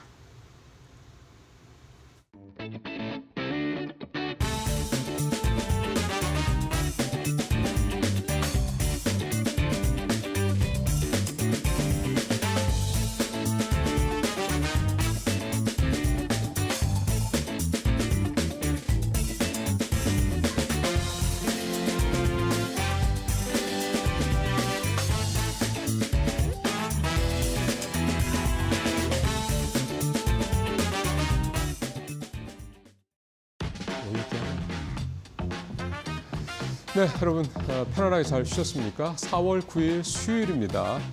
오늘도 되게 따뜻한 또 봄 날씨가 예상이 좀 됩니다. 자, 오늘 아침 이데일리 신문 어떤 기사가 올라왔는지 뉴스 브리핑 시작을 해볼까요? 사이드톱 기사인데요. 하나에어로 유증 재추진 삼형제 1조 3조 내놓는다. 네. 여기서 이제 삼형제의 밑에 부제로 한화에너지라고 되어 있다라는. 그러니까 결국은 요 작게 써져 있는 이 한화에너지가 사실 이번 한화에어로스페이스 유증 논란, 유상증자 논란의 사실은 핵심이다 이렇게 이해를 하면 될 것 같습니다. 정리를 하면 이렇습니다. 내용은 원래 3.6조 지난 3월 20일이었죠. 하나에어로스페이스가 3.6조 역대 최대 규모입니다. 유상증자로 해서 시장에서 난리가 났죠. 주가 그날 13%인가요? 약간 폭락을 하기도 했습니다. 기세가 좀 꺾였죠. 하나에어로스페이스 70만 원 넘어서 80만 원 간에 90만 원 간에 얘기 나올 때였으니까. 자, 이렇게 하나에어로스페이스가 찬물을 끼얹는 3조 6조짜리 유상증자를 하고 났는데 이때 이제 사실 이것만 가지고 시장에서 봤을 때는 아이고 이렇게 잘 나가는데 이 유상증자 말이 돼 이런 정도였는데요. 여기서 살짝 이제 스물스물 올라왔던 얘기가 가만있어 봐. 2월 10일 날, 그러니까 한 달 좀 전이죠. 2월 10일 날 하나 에어로스페이스가 무려 1조 3천억 원의 돈을 들여서 한화 에너지가 갖고 있던 한화 오션의 지분 1조 3천억치를 사줬잖아. 이제 그 얘기로 이제 얘기가 갑자기 이제 파고 올라간 겁니다. 그런 생각이 딱 드는 거죠. 아니 뭐야? 아니 3조 6천억 원이나 유상증자를 한다는 애들이 왜 불과 한 달여 전에 1조 3천억 원이나 자기 돈 들여가지고 하나 에너지가 갖고 있는 하나 에너지랑 또 다른 하나 회사가 되어 있었죠. 하나 오션 지분을 왜 사들인 거야? 이게 정말 한화가 그룹이 한화 에어로하고 하나 오션을 합쳐서 소위 말하는 조선 방산을 묶어서 그룹의 주력으로 키웠다는 게 맞는 거야? 그래서 좀 더 따지고 들어가게 되는 거죠. 그러다 보니까 한화 에너지 그때는 지금도 비상장입니다. 비상장에서인데 한화 에너지는 김승현 회장의 삼형제가 지분을 100% 갖고 있습니다. 근데 이걸 이제 곧 IPO 한다는 얘기가 이제 나왔죠. 그럼 결국은 이 비상장 회사인 한화 에너지가 한화 에너지의 오션 지분을 한화 에어로스페이스가 사준 거, 이 금액이 결국은 이 삼형제가 승계 자금을 마련하는 거려고 이렇게까지 판을 짠 거구나라는 식으로 이제 논란이 확산이 된 겁니다. 논란이 아니라 실제 팩트일 수도 있죠. 물론 하나그룹은 아니라고 얘기를 하지만요. 이렇게 시장이 일파만파로 확산이 되니까요. 여기에다가 이제 가장 결정적인 변수는 제가 생각하기에는 탄핵이 인용된 거라고 생각을 합니다. 사실은 어떻게 보면 한화그룹은 윤석열 정부에서 이 방산 쪽, 조선 쪽이 워낙 업황이 좋고 여기서 굉장히 성장을 한 회사가 됐죠. 그룹이 이제 재계 뭐 7, 8위권에서 재계 5위권으로 이제 거의 임박을 했으니까요. 어떻게 보면은 이제 이 정권의 수혜주, 그러니까 윤석열 정부의 수혜주가 한화그룹이 될 수 있다는 얘기입니다. 근데 그 부분과 관련해서 이제 탄핵 인용이 됐고 이제 6월 3일 날 이제 그 조기 대선 벌어지죠. 그러면 이제 지금 상황으로 봤을 때는 민주당에서 정권을 가져갈 가능성이 큽니다.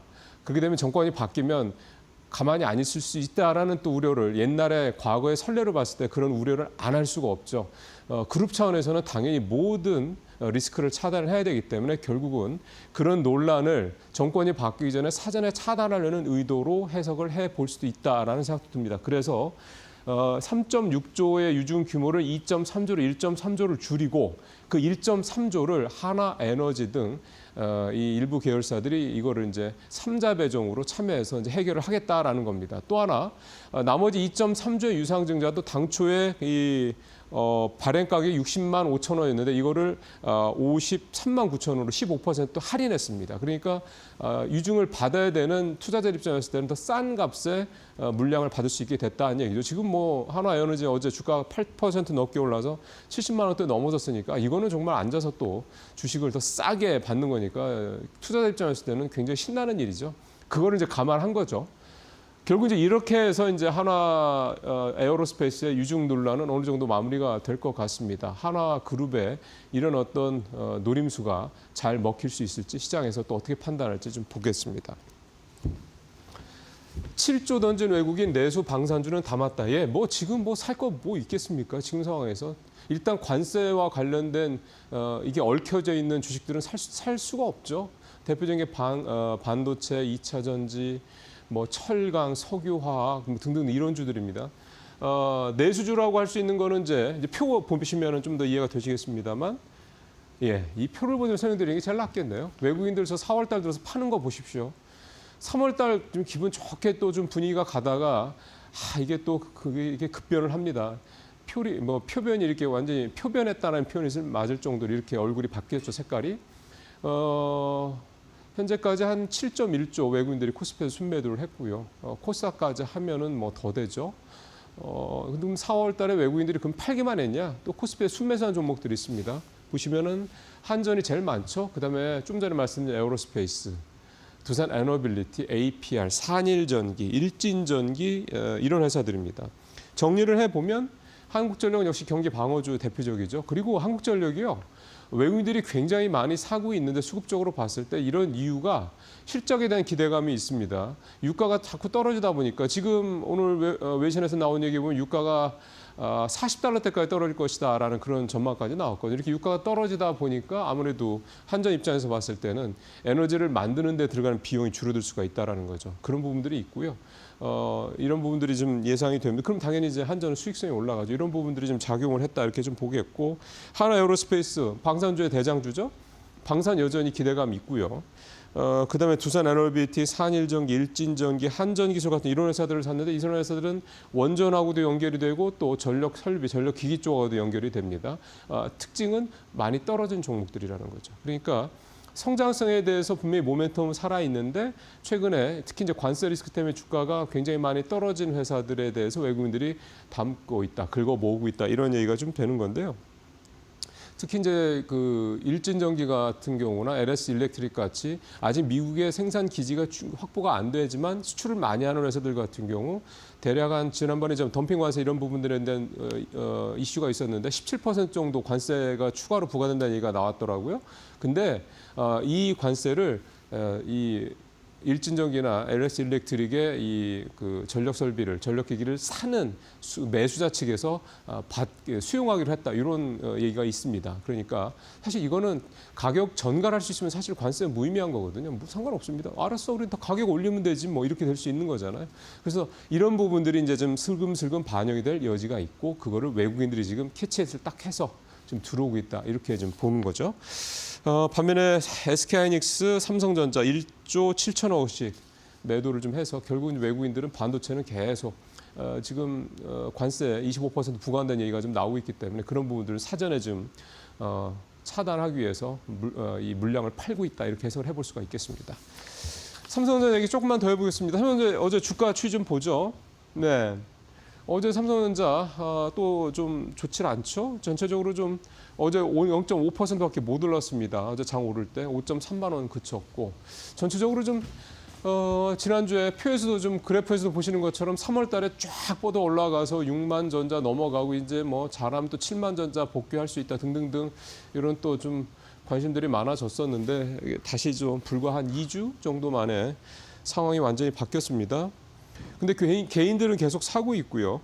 오늘 이 삼성전자 말씀을 드리고 싶은 거는 삼성전자 1분기 실적 서프라이즈였는데 내용을 뜯어보면 왜 이렇게 서프라이즈도 불구하고 주가는 별로 많이 안 올랐느냐. 결국 이제 내용이 좀 자세히 좀 뜯어보면 반도체 쪽보다는 휴대폰 쪽에 판매가 잘 됐기 때문이다라는 거고 특히 이제 반도체가 이 D램이라는 낸드 쪽은 한 3조 이상 일단 영업이익을 낸 것으로 좀 알려지고 있거든요.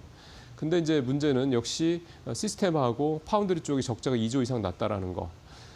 그리고 또 이번에 레거시 쪽에 이 매출이 또 영업이익도 크게 늘어났던 건 결국은 중국 쪽의 매출이 엄청나게 늘었는데 관세 대응해서 미리 사전에 주문을 한 거다. 그러니까 이게 일시적일 수 있다. 이런 우려감이 좀 담겨 있는 것 같다. 이렇게 봐야 되겠습니다. 그런 부분들 때문에 삼성전자에 대한 이 좋은 실적에도 주가가 많이 오르지 못했다. 이렇게 좀 볼 수가 있겠습니다. 숲 얘기 좀 해보죠. 옛날에 아프리카 TV죠. 분식 회계 의혹이 지난달에 나왔죠. 2월 10일 날 분식 회계, 그러니까 금융감독원에서 숲이 분식 회계를 했다 이런 의혹이 있어서 좀 감리에 들어간다 이런 얘기가 좀 나왔습니다. 지금 2월 10일 날 얘기가 나왔으니까 지금 4월 9일이죠. 그러니까 이제 벌써 3월, 4월 만 두 달이 됐는데 아직 뭐 결과는 안 나왔고요. 근데 그런 상황에서 있는데 모건 스탠리가 계속 지분을 매도하고 있다는 기사가 이제 핵심 내용이고요. 표를 한번 보시죠. 밑에 막대 그래프를 오른쪽 막대 그래프를 먼저 보시면 계속해서 모건 스탠리가 지분을 좀 팔고 있습니다. 그래서 한때 작년 5월 기준으로 5.6%까지 늘어났던 지분율이 1년 채 안 됐죠. 11개월 정도 된 지금 4.7%까지 대략 1%포인트 정도 줄었고 그 사이에 주가도 저렇게 8만 원대, 10만 원 넘어갔던 주가가 8만 원대까지 현재 떨어져 있는 그런 상황입니다. 사실은 이런 얘기가 분식회는 굉장히 예민하죠. 이런 얘기가 나왔을 때 확실하지 않은 수도 있겠습니다만 모건 스탠리는 부정적으로 보고 이제 계속 지분을 줄이고 있다 좀 이렇게 좀 봐야 되는 거고요. 저는 여기서 이제 펀더멘탈리한 부분도 좀 같이 좀 봐야 되지 않겠냐. 이를테면 숏폼이 좀 워낙 인기지 않습니까? 저도 뭐 사실은 숏폼을 하루에도 저도 한 20-30분씩은 꼬박꼬박 보는 것 같습니다만 그러다 보니까 이 라이브, 그러니까 긴 어떤 이 라이브 스트리밍 요 어떤 서비스 제공하는 이 숲 입장에서 봤을 때는 자꾸 이제 매출도 줄고 그다음에 들어와서 사람들이 보는 시간도 줄어들고 가입자도 줄고 이런 식의 어떤 영향들이 좀 나타나고 있다고 합니다. 작년 4분기에 월 순 방문객 수가 전년 동기 대비 17%나 줄었다고 그러네요. 이러다 보니까 아무래도 숲에 대한 좀 이런 의혹 어린 시선들이 실제 주가 또 이렇게 지분율 이런 거로도 계속해서 이어지고 있는데 결국 중요한 거는 이제 1분기 실적을 통해서 이런 어떤 의혹들이라든가 이런 시장에 약간의 좀 안 좋은 눈초리들을 극복하는 이 방법밖에는 없다 이렇게 좀 봐야 되겠습니다. 근데 좀 방문객이 줄었다 그러니까 이 실적이 서프라이즈를 기록할 수 있을지는 또 좀 봐야 되겠죠. 오늘 여기서 마치도록 하겠습니다.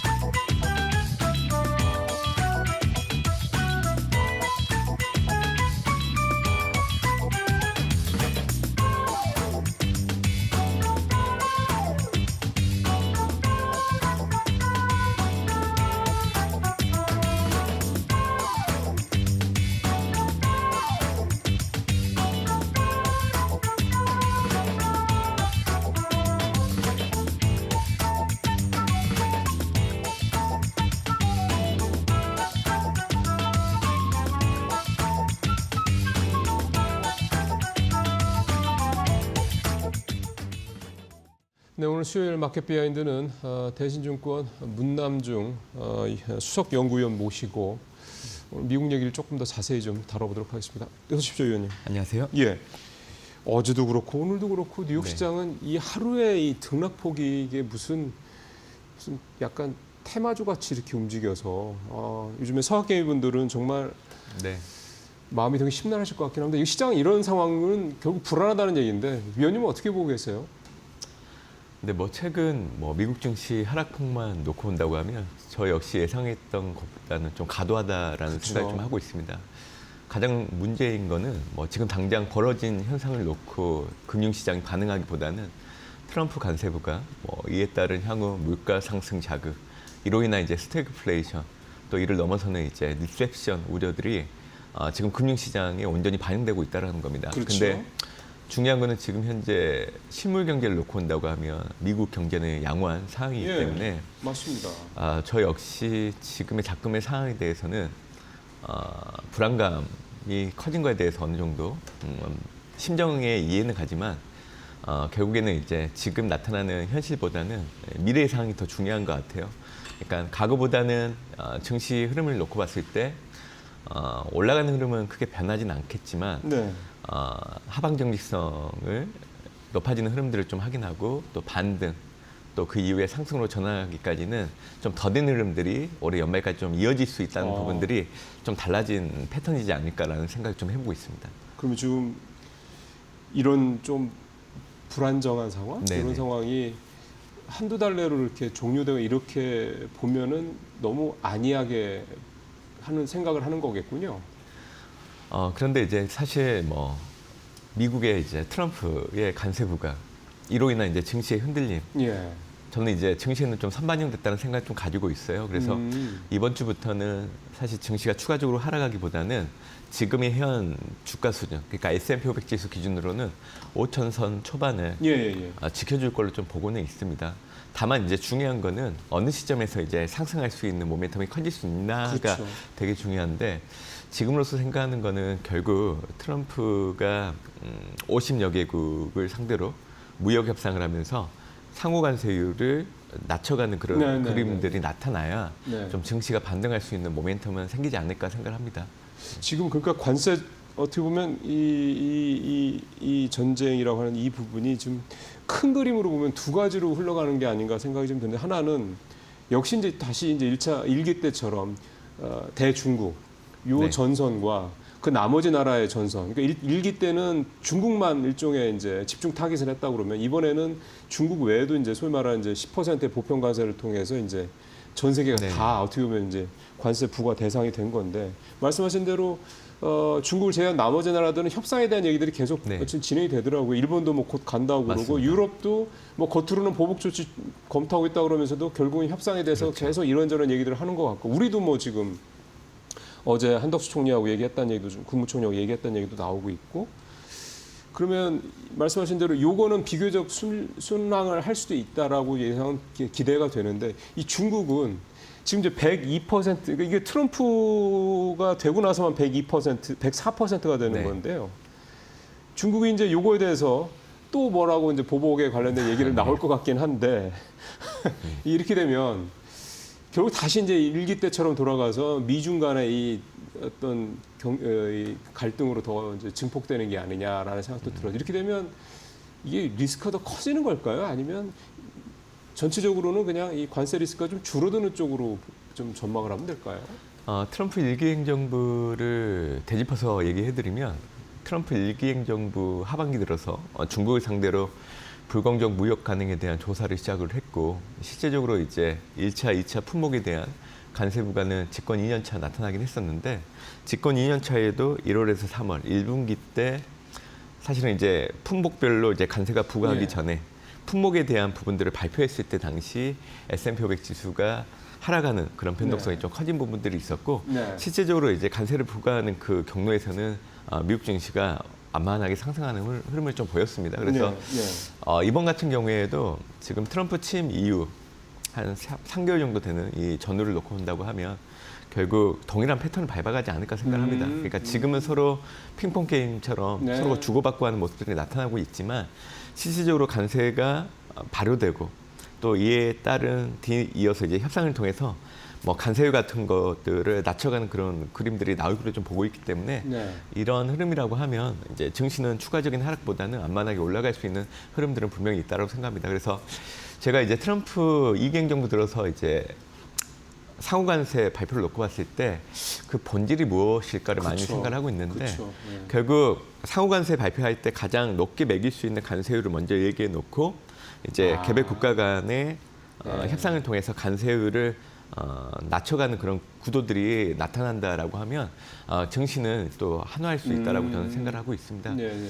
그리고 어차피 지금 현재의 모습을 놓고 본다고 하면 결국 미국 경제의 둔화 또 이로 인한 뭐 연준의 금리 인하 또 기대가 부각될 수 있는 부분들도 분명히 있거든요. 그렇죠. 네. 그렇기 때문에 이번 주 같은 경우 이제 중요하게 봐야 되는 부분들을 놓고 본다고 하면 우선적으로 이제 3월 FMC 의사록을 통해서 미국 경제 완만한 회복세를 좀 보이고는 있지만 향후 경제의 불안에 대해서는 연준조차도 좀 주시를 하겠다라는 부분들을 좀 그렇죠. 명시해 줄 거로 좀 보고 있기 때문에 미국 경제가 그렇게 리세션까지 우려할 정도는 아니다라는 거를 보여줄 여지가 있다라고 보고 있고요.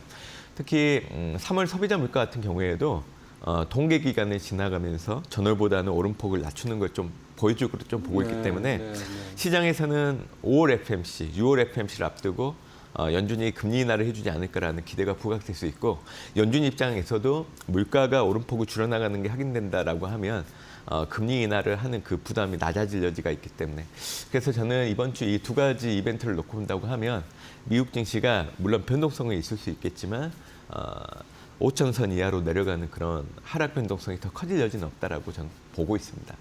그러면 오늘도 아침에 폴 크루그만 이제 노벨 경제학상 수상자죠. 이 양반도 얘기를 했고 서머스 전 이제 재무장관도 얘기를 했고 최근에 그러니까 소위 말해서 미국의 경제 쪽에서 일종의 막 그 좀 되게 이제 신망이 있는 네. 그런 분들이 계속해서 굉장히 그 리세션에 대한 그러니까 경기 침체나 이런 부분에 대한 우려들을 계속 표명하는데 이거는 그냥 이대로 계속 가면 그렇게 될 수 있어라는 걱정 정도로 그렇죠. 봐야 되는 거죠. 그러면. 네. 일단 미국의 심리 지표를 가지고 얘기해 드리면 우리가 보통 ISM 제조업과 서비스업 지수를 많이 보는데요. 미국은 팬데믹 이후에 서비스업을 중심으로 해서 경제 회복을 해봤던 대표적인 국가이기 때문에 예. ISM 서비스업 지수가 50 이상 경기 확장 국면에 놓여 있다라고 하면 그동안 이제 미국 증시는 상승을 해왔기 때문에 이 구도가 아직 깨지지 않았다라는 걸 좀 얘기해드리고 싶고요. 예. 사실 심리 지표보다는 실물 지표가 더 중요하죠. 그렇죠. 미국은 2022년도 1분기 때 역성장을 하고 나서 2022년도 2분기 이후부터 지난해 4분기 때까지 전분기 대비 연율로 2.7% 성장을 해오고 있는 상황입니다. 미국의 잠재 성장률이 추정하는 기간마다 오차는 좀 있지만 1.8%를 가정한다라고 하면 잠재 성장률보다 실질 성장률이 0.9%포인트 높은 상황이기 때문에 심리 지표, 실물 지표 견고한 사항들을 보여주고 있다라고 얘기해드리고 싶고요. 또 미국의 경기 침체를 시사하는 거를 확인할 수 있는 지표가 실업률을 가지고 산정하는 사메 법칙을 보시는 게 좋은데 사메 법칙 역시 올해 2월 달을 기준으로 0.27. 그러니까 임계치가 0.5이기 예. 때문에 이를 크게 하회하고 있는 상황이기 때문에 사실 금융시장이 지금 현재 걱정하고 있는 미국의 리셉션 징조는 아직까지 없다라는 얘기를 좀 해드리고 싶습니다. 그리고 사실 이 트럼프의 간세부가 시장에서는 이제 물가가 올라갈 수 있다라는 거를 걱정하긴 하셔요. 그렇죠. 네. 근데 이제 그 부분들은 결국 공급 측 요인에 따른 물가가 올라가는 걸 염두에 두고 있는 부분들입니다. 틀린 얘기는 아니에요. 어차피 관세를 부과하게 되면 수입 제품들의 가격들이 올라가기 때문에 공급 측 요인에 따라서 이제 물가가 올라가는데 영향을 줄 수 있는 부분들이 있지만 사실 수요 측을 놓고 본다고 하면 물가가 너무 높아서 수요가 줄어들기 때문에 실제로 물가가 올라간다라고 보기는 어려운 부분들도 있거든요. 네. 그래서 저는 전자보다는 후자, 너무 높은 가격들은 실제로 수요가 줄어드는 데 영향을 그렇죠. 더 미치기 때문에 시장이 걱정하는 물가 상승들이 전적으로 온전하게 나타나기는 어렵다고 생각을 하고 있습니다. 그래서 네. 물가에 대해서 시장이 생각하고 있는 그런 우려들을 너무 과도하게 좀 반영하지 않고 있나라는 생각을 좀 해보고 있고요. 네. 과거 사례를 좀 보시면 좋습니다. 2008년도 금융위기 때는 주택 시장이 붕괴하면서 수요 부진에 따른 디플레이션이 나타났고요. 그렇죠. 그리고 2020년 팬데믹 같은 경우에는 봉쇄 조치에 따른 공급망 훼손 이에 네. 따라서 물가가 올라갔기 때문에 문제가 됐던 상황이긴 합니다. 그래서 앞으로 이 작금의 상황들, 특히 실제적으로 이제 미국이 리셉션에 들어간다라고 하면 연준의 역할도 되게 중요하지만 그렇죠. 사실 스태그플레이션 징후가 있는 상황을 놓고 본다고 하면 현 단계 연준의 금리 인하로서는 온전하게 그렇죠. 작금의 상황들을 그렇죠. 해결하기는 그것만 가지고 좀 어렵다고 부족하죠. 생각을 합니다. 그래서 네. 결국에는 정치적인 역할이 되게 중요하다고 생각을 하고 있고요. 그런 차원에서 지금 현재 트럼프 대통령이 좀 결정을 해야 된다라고 저는 생각을 합니다. 사실 지금으로서 이제 간세부가 이게 미국도 그렇고 구의 국가들을 놓고 봤을 때 서로 얻는 게 하나도 없어요. 네. 그렇기 때문에 아마 트럼프 대통령이 지금은 상호 관세율을 발효하면서 강경하게 나오고 있는 부분들이 있지만 아마 얼마 가지 못해서는 분명히 지금의 상호 관세율을 낮추는 네, 형태로 네. 가지 않을까 생각을 하고 있고 아마 그 시작점에는 50여 개국 되는 국가들과의 그 협상을 통해서 그렇겠죠. 지금 현의 15 관세율을 낮추는 그런 모습들이 나타난다라고 하면 미국 정치가 이제 반등할 수 있는 여력은 있지 그러게요. 않을까 생각을 하고 있습니다. 근데 요즘에 미국 국채는 왜 이렇게 춤을 춥니까? 증시 이상으로 춤을 추는 것 같다는 생각이 들 정도로 국채 채권리라는 게 그렇게 뭐 변동이라는 게 심한 게 아닌 건데 요즘에 네. 국채 오늘만 제가 좀 오늘 하루짜리 차트를 보니까요. 최저가 4.13%였고요. 그다음에 종가가 4.291%인데 4.297까지 갔으니까 이게 하루에도 이렇게 변동폭이 크다는 국채금리가 이렇게 움직이는 게 이것도 역시 그냥 주가가 불안한 것처럼 그 정도 연장선상에서 이해하면 되겠습니까? 다른 뭐가 또 있는 건가요? 주식시장에서는 이제 변동성 하면 가장 먼저 보는 게 빕스라는 지표인데요. 그렇죠. 채권 시장 같은 경우에는 무브를 먼저 보게 됩니다. 최근에 이제 무브의 변동성이 커졌기 때문에 역시 이 금리에 영향을 좀 미치면서 변동폭이 좀 커지는데 가장 큰 원인이 되고 있다라고 생각을 하고 있고요. 네. 길게 놓고 본다고 하면 결국 미국은 재정 적자, 특히 정부 부처 역시 줄여나가긴 좀 어렵습니다. 근데 이제 행정부마다 이제 정부 지출을 줄이면서 정부 부채를 좀 줄이려고 하는 뉘앙스들을 계속 꺼내들긴 하는데 예. 결국 지금 트럼프 행정부 같은 경우에는 감세, 일자리 창출안을 연장시키려고 하고 있거든요.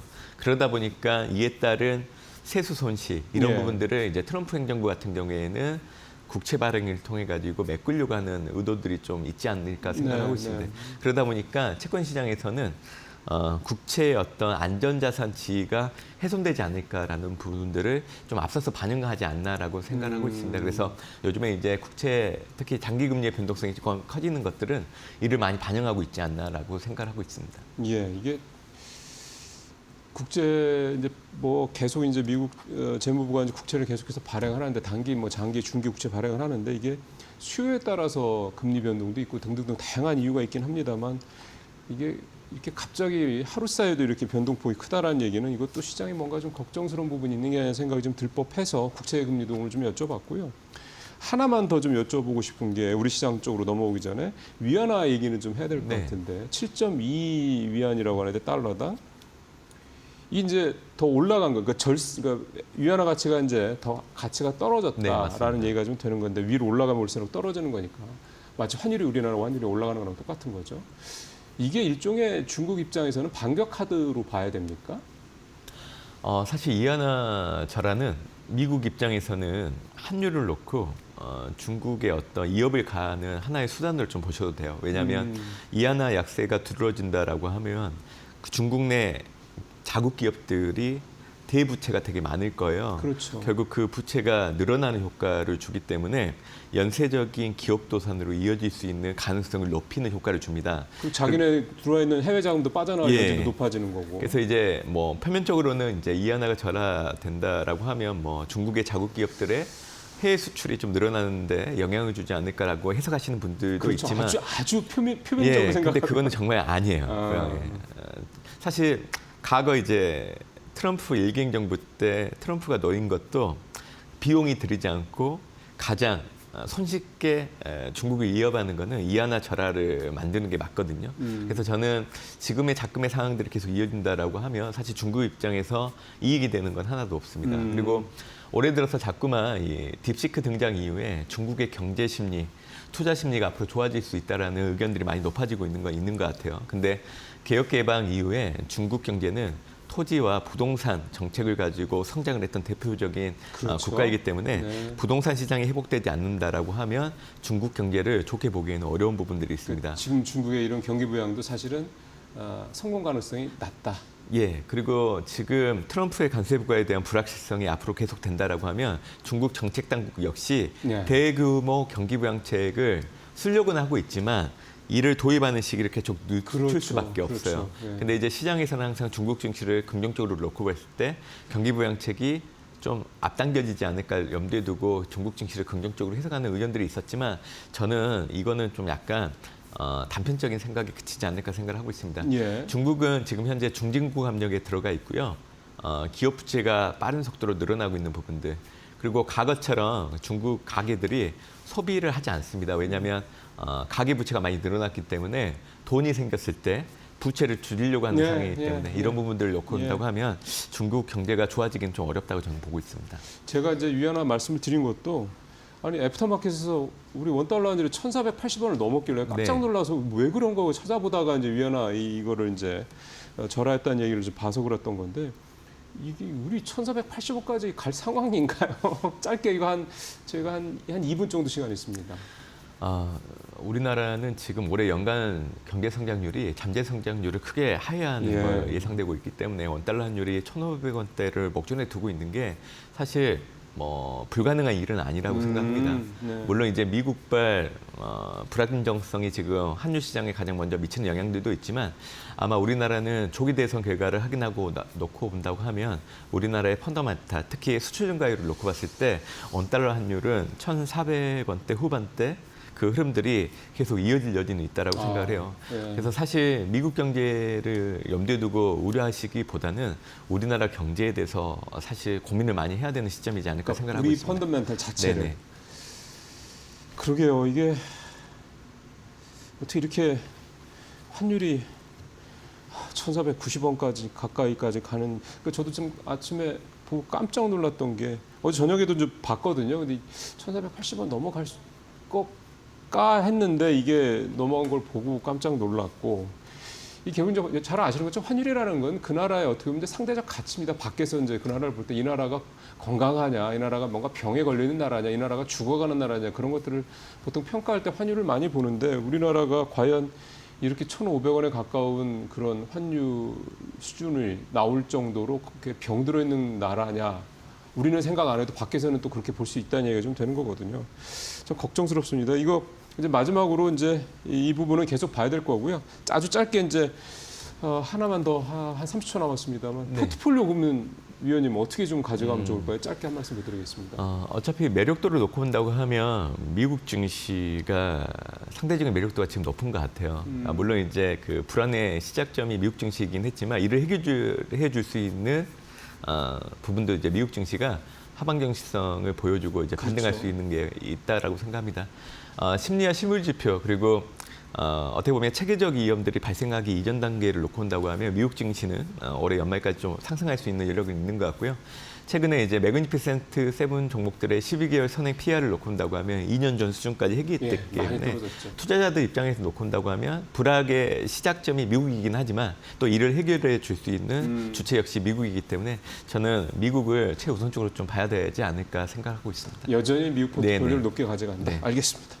네, 지금까지 대신증권 문남정 위원과 함께 얘기 나눠봤습니다. 말씀 잘 들었습니다. 감사합니다. 네, 잠시 후에 마키나 1부에서 오늘 또 시장 투자 전략 짜보도록 하겠습니다. 잠시 후에 뵙겠습니다.